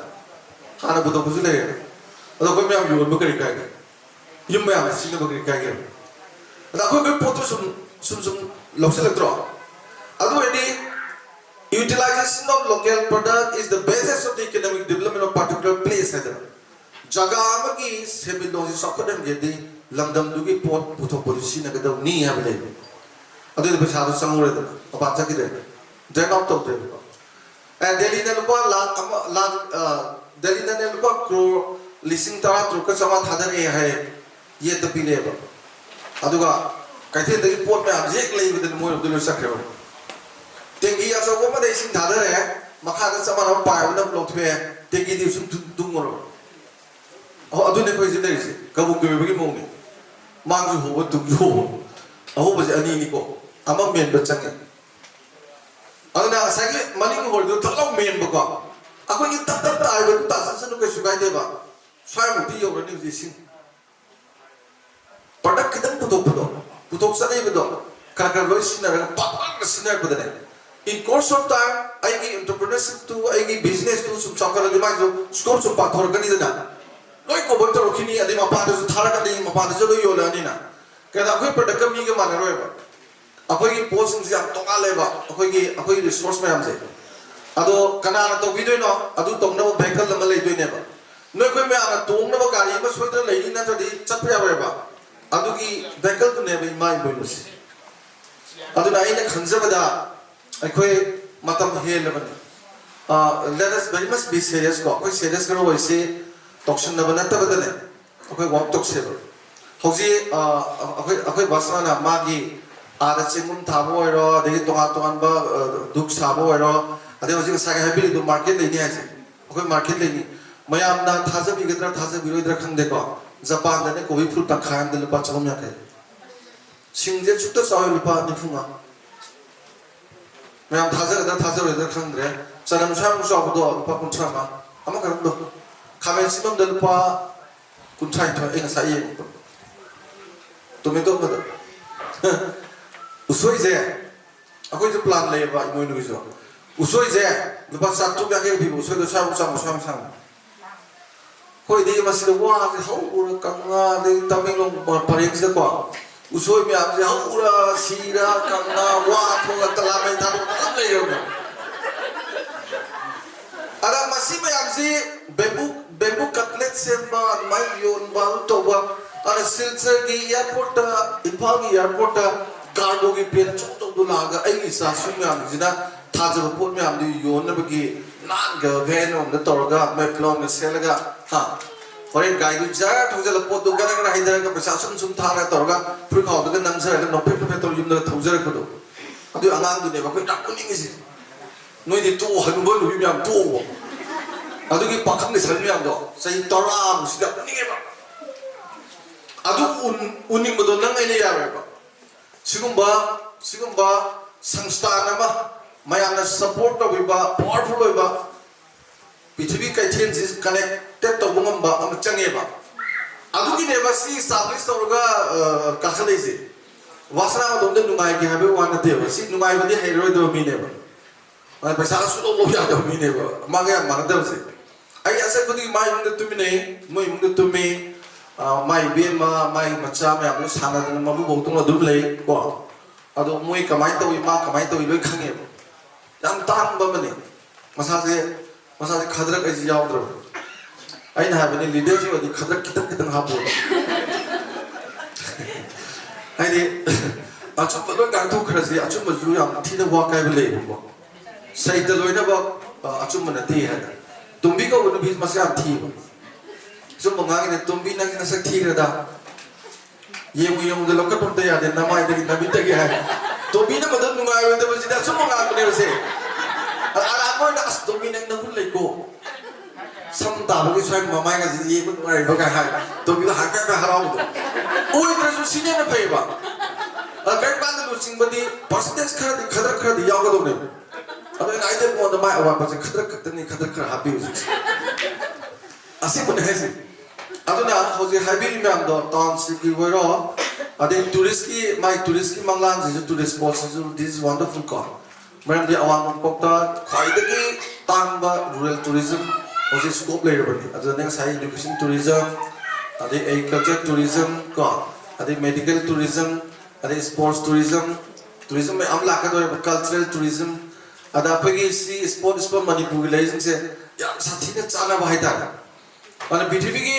sabat tabalam jing osi thak thim me amse because of that township tourism ado pot me am dinu kan pai ho ise ko sai wasanta pirena hane kai thet kum du yaro osi me am Japan sa sungak ni moi IoT nam le ba ko internet of things se na ai table number 7 ne ba ai hotel sa do je ai mobile sa ai table number 7 de lai ai du sa ni thau nam ngani na trolley na thola ne ba ai ba thak le ne ai sa lo thre na sa ne ai du cha re pesa ka ta re thok pa na lu pa du ta re de Google Pay mo khoi mobile ka ka tra sa thok pe mani thola mi bu yo Nani kuira chai manga muslimda chai manga taraz da ko AIR is artificial intelligence revolution is adi factory industry loile robot thok to gane robot is ka mo mi dong dong doi ni yo na te synthetic akui un sas maina loi pala ka de sang na mit ka no koi ne baga yar ni ke robot ka cinema na to do sim ne ado thola bane thola doi ni lami ka se robot loi khang ni ko mi cái đâu xí đôi nó làm đồng nào cả mỗi lối cắm là cái đi làm quả mi cái này thì đôi nó xí đôi này bao giờ quite cái phi cái form là đi 21 lesson for 21st century na Italy na Israel ya pop up Professor Hirari na ibala like say was it million 50 mà thật partnerism was it xí đó mà lại nó tổng nó ra này phi cái na phải bát tê là hay à bằng ngô mà phát tê bằng ngô doctor cái gì mà ngoài cái gì này nang na ba chake to bo ni yeng ne ba pham ba chala yeng na are de ma de ui u du ni bo diabetes tꯧरे ada tor koi machine do test tori me amse mo de nano pisa da loi te yaw do ne mobile lo yaw dina thai da koi picnic cha kan camera sub chaw ya na te le ko lo pure ade adu as yam jam de ne ade wasi di pro ke thala bo lo ya ise nano masa lo yaw re ba cinema ka psu ya gre photo ka psu ya gre recording su ya gre lo ya gre na amai robot lo yaw la tu doctor ne adu ko ma du su na la tore ko ma loi ko ding to ke ni ko adu hidak sa sa i ne nan le la ni doctor ti yen be ro chumdro si ai hai se operation ka no pi mo to ro mo nga po de hai yen da ga si se pa pai ko le u ne ba ma le shem ni ma de u ro re shem de ni excel lo da ka da du u du ne ba aduna ai ki matam si da mi sing si loi sabna sar ne no si madu pai pate na khang he ja pada article ba ni ina ga pugai na ribo se discourse story ba thoi na tho ne ada khoi me am na ke do no khoi se me ngam ko do no robot la ga ni lo di u ro da chingum ni tha ro ba ko robot ni se cha ko phar ga da ni ram ta ni ko robot ni jagoi sa ba ka ram ta ni ko hay cultural tourism da mapang ke foreigner kun khang le ga pena khom mong ga jagoi masa ko se yam ga sa pada lupa dollar tu sam pe pada koi paisa di dollar sa ma ji yang rin ko lupa lising tari me ta bu ni ta sa mi kun na mai thok thok tha da ma di pena khom du no pe to sa ka ni ro bo di pena di khom ro me ta power be am na jagoi sa ju power ba jagoi da phasai si pom nai ba web tu ne ba ko ro bo to swai to ni ya pu de ba na te thamni ke di ai na thamni ke di no da hai ni ke di AIR na soi da jaga yam lei ni ba AIR na occupy to da ba ngamoi da jaga yam lei ni ba adu ki angang semor do ne ba na ta di sa na heng loi kap tu ne ba sai dia ya ko imphal na noi ne ai hei le mi khang ni ma sa ai ro bo lo kaw ta la ga mi na lo da ba ai hei ram ne si da hei ram ne se lo ro khang no ne si ga te ko de ko ira ma no wa ngam ni phal yo ro de ko ira bo de na hei ba ga ta le yo aduna haudik sida adu phau ba koi khanari ba akoi adu ba bo nei nei ha ba ni da koi na ha di imoinu na tu osi koi basai bi do 2025 ta ko akoi na adu le si ga je 2030 da di kai le ni ga akoi bu di si ga ni ko adu so anang sing khar to bo ma di phai da na adu si me ang si to bo ngam na ba jam sang no wari sa ding ba ni ko akoi manipur gi handa si manipur chapter gi si lai si da ate de ya nam sam lo lo re ma pa lo chak kre ba ko da kai jam jam sang su ngang mene ba sa jam sang ngang mene mayam jina pung tara de hu jar ga ama bo lang lo da ba su pai le ta ba ai je mi ye gi de sa ga khai dai lo te ba si ko ma pen de la bu su ja wi ma khai de la bu su ja wi tara ma khai de la bu su ja wi tara ma to ta ka ma phet to la bu su ja wi ai tara baro me ya de su la bu su ja wi ko pula tu ngai ra ga hu bu de di ai ju wa koi na ngang phang dre wa sa ju wa koi na ngang phang dre aduna loi na ma ki imuinu gi thabak si phana bo re su isana wa culture lai ba ore su tungi manipur gi da ma thuna siar su matam di am lik na sinar se ko ai di matam si ya ke mangal gum se matam mangal da ba se khwai de gi tan ba pesa tan ba ne na khbiu ana new year bye bye ka da ka le ti ai di one day bye bye lo to new year bye bye to bi sahi ka tholi si men ta pon da na wai di le pon ti na wai di january february march ka le pon ti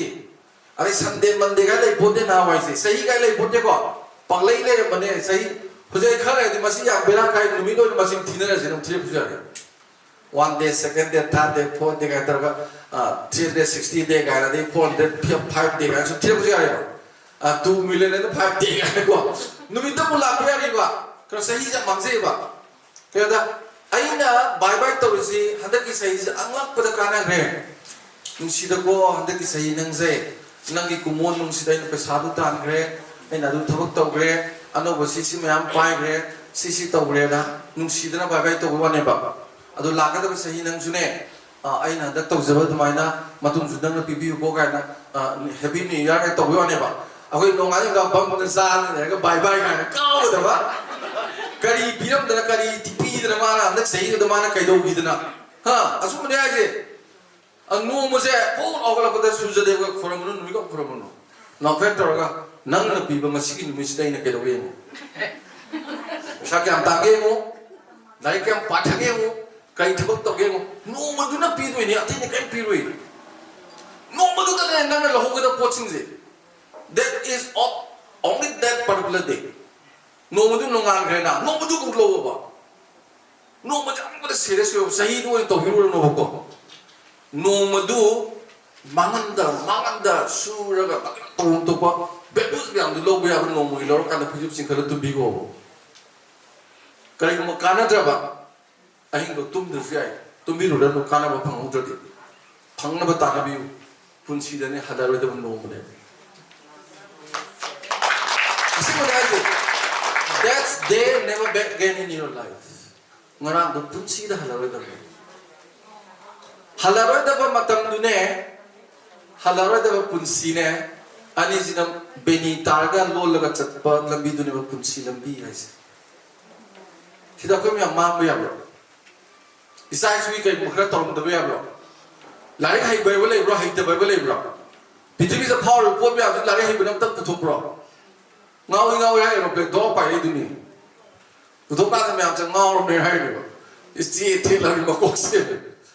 lai nga ta ni ka no lai ta ma ta ni bu thore si se lai ya jing de no bi ba de loi le ga ni ke no lai ta ma ta ni bu thore me am se and we are not illiterate but we are very educated ko lai su ga ka ngi ba lai ta so lai su du ne ba maru re se lai ta ba de ka lai su yaw da de kan de अरे दिंगा सीगी मणिपुर से कराना Kandoi know like है बने colour होई वही तुपाप दिलोई ले गए वो अदु एगदी आई ना थमजनी से ngasi yang tang ban nimi sida now let us join with the nangi khoi ima imu nu gi pochida yaurasi mari hawa tongboi ka khapadu ka khala bane bekel da thamma hodor ne ko aduga chamina rasi pai have na te sigi vision jam lei pot akhoi ya bo uzare adagi ai office zu numini ni leijarame staff ya singduga training pi dana leirame ko aduga magi unit smile smile ro ham du sim thumna bai hada loi chalame smile smile loi tilli ni pi ngang loi na ko pa su yona aduga wari badai sabe ya ba sare thabo hobu ma yam yogre akogi product handa ki 21 day launch to ko 21 day ya ba launch so ani ngari ga di mayam na ngari da maming khai lai si kari ki phabo we som da kore ngan jam tra kari ngan ki phabo we tra khoi ngari kari ngan ja direct nam min heng kam do ge adu packet ka sema ga ado ai gi ina tele yum kun gutra de ina ngari supply do ga ina mi ngari le de sero ado paisa do kai ship to iduna paisa ju lak sei iduna ga ado ne yai ngai kana ba oi to ro je ko kana ba nong ma si da chai to ro no bye bye je nong dam to bi ro happy day ju nong dam to bi ro ko nong ma si da to ga tang 2005 to na mangla na mangani 2015 do na 225 to na mangani da ma phau ra ni da 2030 da na kai no ma ahom ma u na mam tan top se na ma am se oi impress to ga ko ada isang sem bade ju entrepreneurship hoina ba business to na ba khara habi ro ba anga sing da festival khan na ba adagi kari ba video yong na ba pudok to bi ro ba ko ada isang se lai tang laga ha la tara bisa ga ni hoji bo haido puda yaur thiga haido thiga leidana yu khara tha adagi di truck khara sa ngang ai sabana sa re ko ado amta uhlo kai mo khara vision na ko ado madugi pumme ram dunia ba phina yam chawa entrepreneurship darkar wa da koi mete gi oina community ko akoi na mete ai ji wakan pippa gi wana te mapan gi na to bajina sindong ji lawra loi chakhi ne ba akoi gi na koi manung da leure ado akoi na ju atopa mi thau pi re da ba ma som da sumai na thamjage si hai na sala ma mi na sidagi sum kui thara ga di pukta marom saklai ba masina marom ngang gi ba ga la di so I just want to say thank you very much. ꯑꯍꯥꯟꯕꯃꯛꯇꯗ ꯉꯁꯤ ꯃꯥꯡꯗ ꯂꯦꯡꯁꯤꯟꯕꯤꯔꯤꯕ ꯑꯣꯖꯥꯁꯤꯡ ꯑꯃꯗꯤ ꯑꯍꯜ ꯂꯃꯟ ꯂꯥꯏ ꯈꯨꯔꯨꯝ ꯄꯨꯝꯅꯃꯛꯄꯨ ꯀꯨꯞꯅ ꯈꯨꯔꯨꯝꯖꯔꯤ ꯑꯩꯒꯤꯗꯤ ꯀꯩꯁꯨ ꯊꯣꯏꯗꯣꯛꯄ ꯍꯥꯏꯅꯤꯡꯉꯥꯏ ꯂꯩꯖꯗꯦ ꯑꯗꯨꯕꯨ ꯑꯩꯒꯤꯗꯤ ꯑꯩꯒꯤ ꯃꯌꯥꯝꯒꯤ ꯁꯔ ꯑꯩꯒꯤ ꯃꯔꯨꯞ ꯕꯥꯁꯅ ꯑꯩ ꯆꯍꯤ ꯑꯃꯅꯤꯒꯤ ꯃꯃꯥꯡꯗꯒꯤ ꯑꯩ ꯊꯦꯡꯅꯖꯈ꯭ꯔꯦ ꯑꯗꯨꯒ ꯂꯣꯏꯅꯅ ꯑꯩꯒꯤ ꯃꯔꯨꯞ ꯕꯣꯝꯁꯤ ꯑꯩꯒꯤ ꯏꯇꯥꯎꯗꯤ ꯑꯩꯒꯤ ꯌꯥꯝꯅ ꯉꯜꯂꯤꯉꯩ ꯃꯇꯝ ꯉꯁꯤꯗꯒꯤ ꯆꯍꯤ 15 ꯀꯨꯟꯒꯤ ꯃꯃꯥꯡꯗꯒꯤ ꯑꯩꯒ ꯂꯣꯏꯅꯖꯔꯛꯄ ꯃꯔꯨꯞꯅꯤ ꯑꯗꯣ ꯉꯁꯤ ꯃꯌꯥꯝꯗ ꯑꯩꯒꯤ ꯑꯣꯏꯕ ꯊꯃꯣꯏꯒꯤ ꯑꯣꯏꯕ ꯍꯥꯏꯖꯔꯒꯗꯤ ꯃꯌꯥꯝ ꯂꯣꯏꯅꯃꯛ ꯉꯁꯥꯏꯒꯤ ꯍꯥꯏꯗꯤ ꯑꯩꯈꯣꯏꯒꯤ ꯄ꯭ꯔꯥꯏꯚꯦꯠ ꯂꯤꯃꯤꯇꯦꯠ ꯍꯥꯏꯕ ꯋꯥꯍꯩꯒꯨꯝꯕ ꯑꯣꯖꯥ ꯑꯗꯒꯤ ꯀꯔꯤꯒꯨꯝꯕ ꯑꯩꯈꯣꯏꯒꯤ ꯃꯤ ꯈꯣꯝꯕꯒꯨꯝꯕ ꯀꯔꯤꯒꯨꯝꯕ ꯍꯥꯏꯐꯦꯠ ꯁꯤꯒꯨꯝꯕꯒꯤ ꯍꯦꯛ ꯀꯟꯁꯦꯞ ꯑꯃ ꯂꯥꯛꯄ ꯃꯇꯝꯗ ꯑꯩꯅ ꯅꯤꯡꯁꯤꯡꯖꯕꯁꯤ ꯑꯩ ꯊꯥꯏꯅ ꯑꯩꯅ ꯏꯁꯩ ꯑꯃꯈꯛ ꯁꯛꯆꯈꯤ ꯕꯤꯃꯣꯂꯥ ꯕꯤꯃꯣꯂꯥ ꯁꯦꯟꯗꯣꯏ ꯆꯥꯕꯤ ꯕꯤꯃꯣꯂꯥ ꯍꯥꯏꯅ ꯑꯗꯨꯃꯥꯏꯅ ꯇꯧꯕꯗ ꯃꯌꯥꯝ ꯑꯃ ꯑꯩꯈꯣꯏꯒꯤ ꯂꯝꯗꯝꯁꯤꯗ ꯑꯩꯈꯣꯏꯅ ꯃꯊꯣꯡ ꯃꯔꯝ ꯈꯪꯗꯅ ꯑꯩꯈꯣꯏꯅ ꯆꯠꯂꯨꯕ ꯂꯝꯕꯤ ꯂꯝꯃꯛꯅꯕꯗꯒꯤ ꯑꯋꯥꯕ ꯇꯥꯕ ꯃꯌꯥꯝ ꯑꯃ ꯑꯩꯅ ꯁꯨꯝ ꯊꯦꯡꯅꯖꯈꯤꯕ ꯑꯗꯨꯗꯒꯤ ꯏꯁꯩ ꯑꯣꯏꯅ ꯁꯛꯆꯈꯤꯕꯁꯨ ꯂꯩꯖꯈ꯭ꯔꯦ ꯑꯗꯨꯕꯨ ꯍꯧꯖꯤꯛ ꯑꯩꯒꯤ ꯑꯣꯖꯥꯁꯤꯡꯅ ꯒꯥꯏꯗꯦꯟꯁ ꯄꯤꯕꯤꯔꯒ ꯑꯩ ꯏꯀꯥꯏ ꯈꯨꯔꯨꯝꯖꯔꯤꯕ ꯑꯩꯒꯤ ꯃꯤꯡ ꯑꯣꯏꯅ ꯄꯟꯖꯔꯕꯗ ꯑꯩꯒꯤ ꯑꯣꯖꯥ ꯙꯅꯕꯤꯔ ꯂꯥꯏꯁ꯭ꯔꯝ ꯑꯩꯒꯤ ꯑꯣꯖꯥ ꯑꯃ ꯑꯣꯏꯅꯁꯨ ꯑꯩꯅ ꯏꯀꯥꯏ ꯈꯨꯔꯨꯝꯖꯕ ꯑꯃꯗꯤ ꯑꯣꯖꯥꯒꯤ ꯄꯥꯎꯇꯥꯛ ꯑꯃꯗꯤ ꯂꯝꯖꯤꯡ ꯃꯈꯥꯗ ꯑꯩꯒꯤ ꯋꯥꯈꯜꯂꯣꯟ ꯀꯌꯥ ꯑꯃꯗ ꯑꯩꯅ ꯊꯕꯛ ꯇꯧꯖꯕ ꯃꯪꯂꯥꯟ ꯀꯌꯥ ꯃꯥꯡꯖꯕꯁꯨ ꯂꯩꯖꯩ ꯑꯗꯨꯅ ꯍꯟꯗꯛꯀꯤ ꯊꯤꯝ ꯑꯁꯤ ꯑꯩꯅ ꯕꯤꯖꯤꯅꯦꯁꯀꯤ ꯀꯣꯟꯁꯦꯞꯇ ꯑꯣꯏꯅ ꯎꯖꯗꯦ ꯑꯩꯒꯤ ꯋꯥꯈꯜꯂꯣꯟꯗꯗꯤ ꯏꯔꯝꯗꯝ ꯑꯁꯤꯒꯤ ꯇꯨꯡꯒꯤ ꯃꯤꯔꯣꯜꯒꯤꯗꯃꯛ ꯈꯜꯂꯒ ꯁꯨꯕ ꯅꯣꯝꯕꯒꯤ ꯋꯥꯈꯜꯂꯣꯟ ꯑꯁꯤ ꯌꯣꯛꯈꯠꯄꯒꯤ ꯈꯣꯡꯊꯥꯡ ꯑꯃ ꯈꯣꯡꯖꯪ ꯑꯃꯅꯤ ꯈꯟꯖꯔꯒ ꯑꯩꯍꯥꯛ ꯇꯨꯡꯏꯟꯖꯕ ꯑꯣꯏꯅ ꯑꯩꯒꯤ ꯂꯝꯕꯤꯁꯤꯗ ꯑꯩꯍꯥꯛꯁꯨ ꯁꯄꯣꯔꯠ ꯇꯧꯖꯕꯅꯤ ꯂꯣꯏꯅꯅ ꯑꯩ ꯇꯁꯦꯡꯅ ꯏꯅꯥꯠ ꯂꯥꯏꯅꯤꯡ ꯑꯩꯗꯤ ꯄꯥꯝꯖꯩ ꯑꯗꯨꯕꯨ ꯏꯅꯥꯠ ꯂꯥꯏꯅꯤꯡ ꯄꯥꯝꯖꯕꯁꯤ ꯉꯁꯥꯏ ꯑꯣꯖꯥꯅ ꯇꯥꯛꯄꯤꯕ ꯑꯗꯨꯃꯥꯏꯅ ꯑꯩꯈꯣꯏꯅ ꯇꯧꯔꯤꯕ ꯈꯨꯗꯤꯡꯃꯛꯁꯤ ꯑꯩꯈꯣꯏꯅ ꯁꯦꯟꯊꯣꯛ ꯂꯝꯕꯤ ꯍꯥꯏꯕꯁꯤ ꯂꯩꯇ꯭ꯔꯒꯗꯤ ꯑꯩꯅ ꯐꯅ ꯅꯨꯡꯁꯤꯕ ꯏꯆꯥꯗꯨ ꯑꯩꯅ ꯃꯥꯒꯤ ꯃꯔꯨꯑꯣꯏꯕ ꯆꯪꯗꯕ ꯌꯥꯗꯕ ꯄꯣꯠꯁꯛꯁꯤꯡ ꯑꯗꯨ ꯑꯩꯅ ꯐꯤꯜ ꯇꯧꯕ ꯉꯝꯗꯕ ꯃꯇꯝꯗ ꯑꯩꯒꯤ ꯏꯃꯥ ꯏꯄꯥꯒꯤ ꯑꯩꯕꯨ ꯄꯣꯛꯄꯤꯔꯤꯕ ꯏꯄꯥ ꯏꯃꯥ ꯑꯗꯨꯕꯨ ꯑꯩꯅ ꯂꯃꯟꯁꯤꯡꯒꯤ ꯈꯜꯂꯒꯁꯨ ꯑꯩꯒꯤ ꯈꯨꯠꯇ ꯑꯩꯒꯤ ꯁꯦꯟꯊꯣꯛ ꯂꯝꯕꯤ ꯂꯩꯔꯛꯇꯕ ꯃꯇꯝꯗ ꯑꯩꯒꯤ ꯏꯅꯥꯠ ꯂꯥꯏꯅꯤꯡ ꯌꯣꯛꯈꯠꯅꯤꯡꯉꯦ ꯍꯥꯏꯔꯒꯁꯨ ꯏꯔꯝꯗꯝꯒꯤ ꯇꯨꯡꯒꯤ ꯃꯤꯔꯣꯜꯒꯤꯗꯃꯛ ꯈꯜꯂꯦ ꯍꯥꯏꯔꯒꯁꯨ ꯁꯦꯟꯊꯣꯛ ꯂꯝꯕꯤ ꯍꯥꯏꯕ ꯄꯣꯠꯁꯤ ꯁꯤꯒꯤ ꯕꯤꯖꯤꯅꯦꯁꯀꯤ ꯑꯣꯏꯕ ꯋꯥꯈꯜ ꯑꯃꯗꯤ ꯁꯤꯒꯨꯝꯕꯒꯤ ꯏꯖꯨꯀꯦꯁꯟ ꯁꯤꯁꯇꯦꯝꯁꯦ ꯑꯩꯈꯣꯏꯒꯤ ꯂꯝꯗꯝ ꯑꯁꯤꯗ ꯈꯔ ꯅꯦꯒ꯭ꯂꯦꯛ ꯑꯣꯏꯅ ꯂꯩꯕ ꯌꯥꯝ ꯁꯥꯡꯅ ꯂꯥꯛꯈ꯭ꯔꯦ ꯑꯗꯨꯕꯨ ꯃꯤꯀꯨꯞ ꯑꯁꯤꯗ ꯏꯃꯥ ꯏꯃꯣꯏꯅꯨ ꯍꯥꯏꯕ ꯑꯁꯤꯃꯛ ꯃꯤꯡꯊꯣꯟ ꯑꯁꯤꯃꯛꯅꯁꯨ ꯑꯩꯈꯣꯏ ꯋꯥꯠꯇ ꯄꯥꯗꯕ ꯑꯩꯈꯣꯏꯒꯤ ꯆꯥꯔꯣꯟ ꯁꯨꯔꯣꯟ ꯑꯃꯨꯛ ꯃꯌꯣꯟ ꯆꯣꯡꯒꯅꯤ ꯍꯥꯏꯕ ꯋꯥꯈꯜꯂꯣꯟ ꯑꯗꯨ ꯊꯝꯖꯔꯒ ꯑꯩꯈꯣꯏ ꯇꯨꯡꯒꯤ ꯃꯤꯔꯣꯜꯒꯤ ꯈꯜꯂꯒ ꯑꯩꯈꯣꯏꯒꯤ ꯒ꯭ꯔꯨꯞ ꯑꯁꯤ ꯑꯩꯈꯣꯏꯒꯤ ꯏꯃꯥ ꯏꯃꯣꯏꯅꯨ ꯄ꯭ꯔꯥꯏꯚꯦꯠ ꯂꯤꯃꯤꯇꯦꯠ ꯍꯥꯏꯕ ꯑꯁꯤ ꯑꯩꯈꯣꯏ ꯄꯨꯟꯅ ꯊꯋꯥꯏ ꯍꯛꯆꯥꯡ ꯌꯥꯎꯅ ꯆꯠꯃꯤꯟꯅꯔꯁꯤ ꯇꯨꯡꯒꯤ ꯃꯪꯂꯥꯟ ꯀꯌꯥ ꯃꯪꯃꯤꯟꯅꯔꯁꯤ ꯉꯁꯤ ꯃꯪꯈꯤꯕ ꯃꯪꯁꯤꯅ ꯍꯌꯦꯡ ꯏꯆꯥ ꯏꯁꯨ ꯃꯌꯥꯝꯅ ꯌꯥꯝꯅ ꯅꯣꯛꯄ ꯉꯁꯥꯏ ꯍꯥꯏꯕꯤꯈꯤꯕ ꯃꯥꯏꯊꯣꯡꯗ ꯃꯀꯥ ꯂꯥꯝꯅ ꯅꯣꯛꯄꯒꯤ ꯃꯪꯂꯥꯟ ꯑꯗꯨ ꯃꯪꯐꯥꯎꯅꯕꯗꯨꯅ ꯑꯣꯏꯃꯤꯟꯅꯔꯁꯤ ꯍꯥꯏꯕ ꯋꯥꯈꯜ ꯈꯔ ꯑꯁꯤ ꯊꯝꯖꯒꯦ ꯑꯗꯨꯒ ꯃꯊꯪꯒꯤ ꯃꯇꯥꯡ ꯆꯥꯕ ꯃꯇꯝꯗ ꯏꯃꯣꯏꯅꯨ ꯏꯃꯥꯕꯨ ꯁꯩꯊꯥꯖꯕ ꯏꯅꯥꯠ ꯂꯥꯏꯅꯤꯡꯕꯨ ꯌꯣꯛꯈꯠꯆꯕ ꯏꯁꯩ ꯀꯌా ꯑꯃꯁꯨ ꯑꯩ ꯁꯛꯇꯣꯛꯅꯕ ꯑꯣꯏꯖꯒꯦ ꯍꯥꯏꯕ ꯋꯥꯈꯜꯂꯣꯟꯁꯤ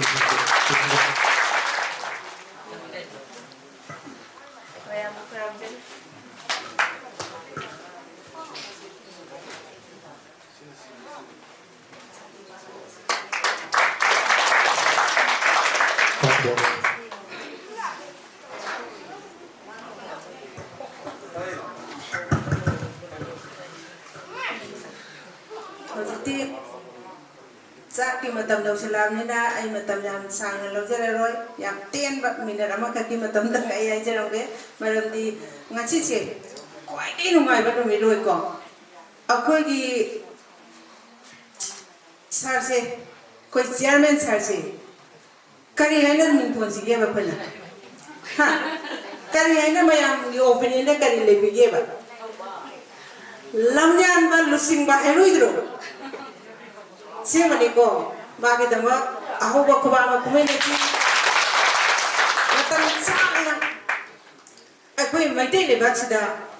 ꯅꯨꯄꯤ ꯈꯪꯗꯦ ꯅꯨꯄꯥ ꯈꯪꯗꯦ ꯋꯥꯔꯛ ꯀꯜꯆꯔ ꯂꯩꯇꯕ ꯃꯤꯒꯤ ꯃꯤꯄꯥꯟꯗꯥꯅꯀꯣ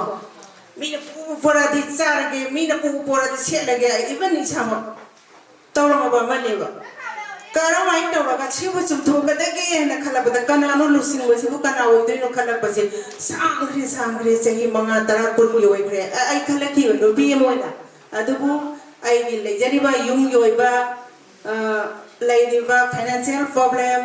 ꯑꯗꯒꯤ ꯑꯩꯈꯣꯏꯒꯤ ꯑꯦꯟꯚꯥꯏꯔꯟꯃꯦꯟꯒꯤ ꯑꯣꯏꯔꯤꯕ ꯏꯁꯥꯒꯤ ꯀꯩꯅꯣꯁꯤꯗꯤ ꯀꯟꯅ ꯐꯣꯡꯗꯣꯛꯆꯕꯗꯤ ꯉꯝꯖꯗꯕ अदुबु ngasi akhoi haiba ai chagumani sarbabasna aina saraina kawi marandi akhoi si network ama khakta migi mipandangba network ama khakta sahi tara sagai ga jamine ba sina bara moiraga akhoi si lamya koirure foreign na koirure adubu akhoi ngasi lairaba moina dum leba adudagi phangapa knowledge mayam dunane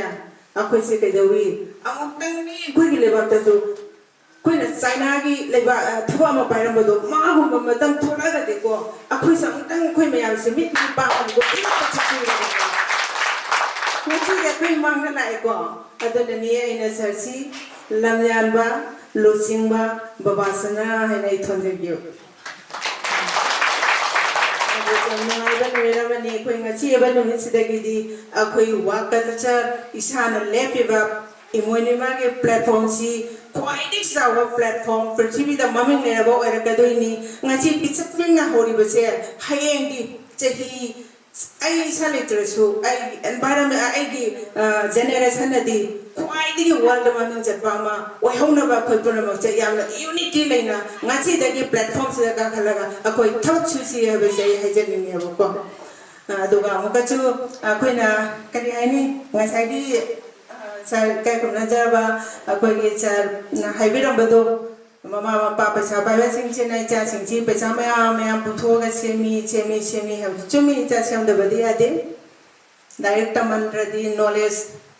लोहन the knowledge सुनी है वाक तोड़ कर दो अदो वाकोई के मने बोरे वाले बात से दे नॉलेज ले रबा के यादो ब्रेन अमता सीजन दे मिगी मेखा पोना दोम ले रंबा टनी अदो मामा पाविनसु आई जादो थबक तौनी हाबदो ngasi dagi di ngasi sita tenberiba mama oibisingdi khamenarasi hajenini kara matam atema matam da bang amada ngasi bang haibasi mina kri inaribado kitang krele ragadi haje atema matam dani ko computer ga hui magale ramni mim to ro ko bang to da hui do kai do ba phulai jing sangam do mi le roi ba de di इसादो bank थबक तो हन्नबगी seat तो लेरा रोय हेबनी ना साना harem बदु चुमिनेबा अदो खांगागसु कमाई तो गइनो हाइबा लंगला लंगजेल पुथोकबदी हिजदाबा अहेबा मन पुथोकबिरा दि तुंगिनजेगे हेदना ngaire लेरम बाय हांनी आई चहिया में आई चाचना पुथोरबदा कया मंगमंगाय माने हे हेरबा नुमिता ममा चा हावम थमिनसि हाइबा नुमिता लंबी से नोमता हेरकिदे ana kawe ko sar suras ki yumda sa thamin na bachto koina chakki wakhalondi adugo asu ma phajak hawa imoi noi ma ge platform si gi lanto pe ban me oiram ne ba kwai ne me tu jagi id sa tore ana na junction jara kra ai option biro dengan sagi lupa jama habidu form to loan na submit to biro thawak to so horasi kambo pek lai bada kibino lupa jam lisinga makatani kambo pek te yawi ba poto ai nai gi pon ai roraga ai ngonda pesa halapa ko ne ai bitho ki bedo mata wada banina lai bagi kano de start to si adu ga jikti ai hajari bakara che haraga ai losen jage mayam sakso na lama bani kasi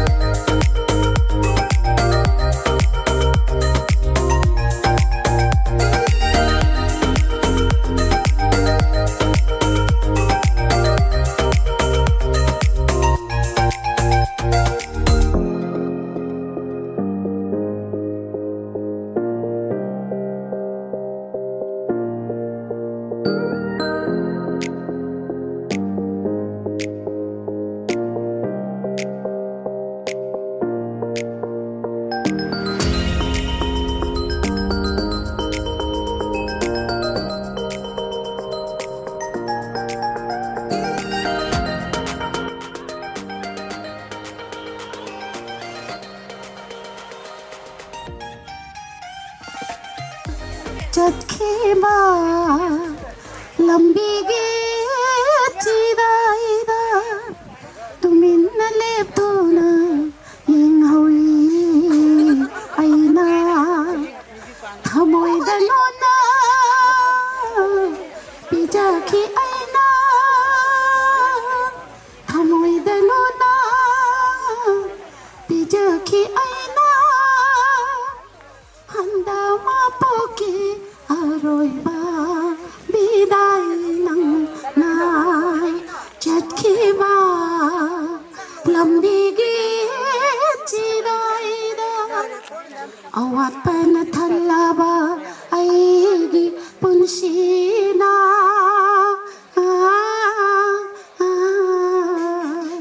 아와빠나 탈라바 아이기 분시나 농시낭 와라오바 남자로이 타모이들 론나 라차바낭부 한다 못먹기 아로이바 미다이낭 나 Xem mất cái đôi tập dính hãy hãy hãy hãy hãy đâu ya kai zari hãy hãy hãy hãy hãy đâu ya kai zari đồng đồng tâm na pai riva masutar ki fira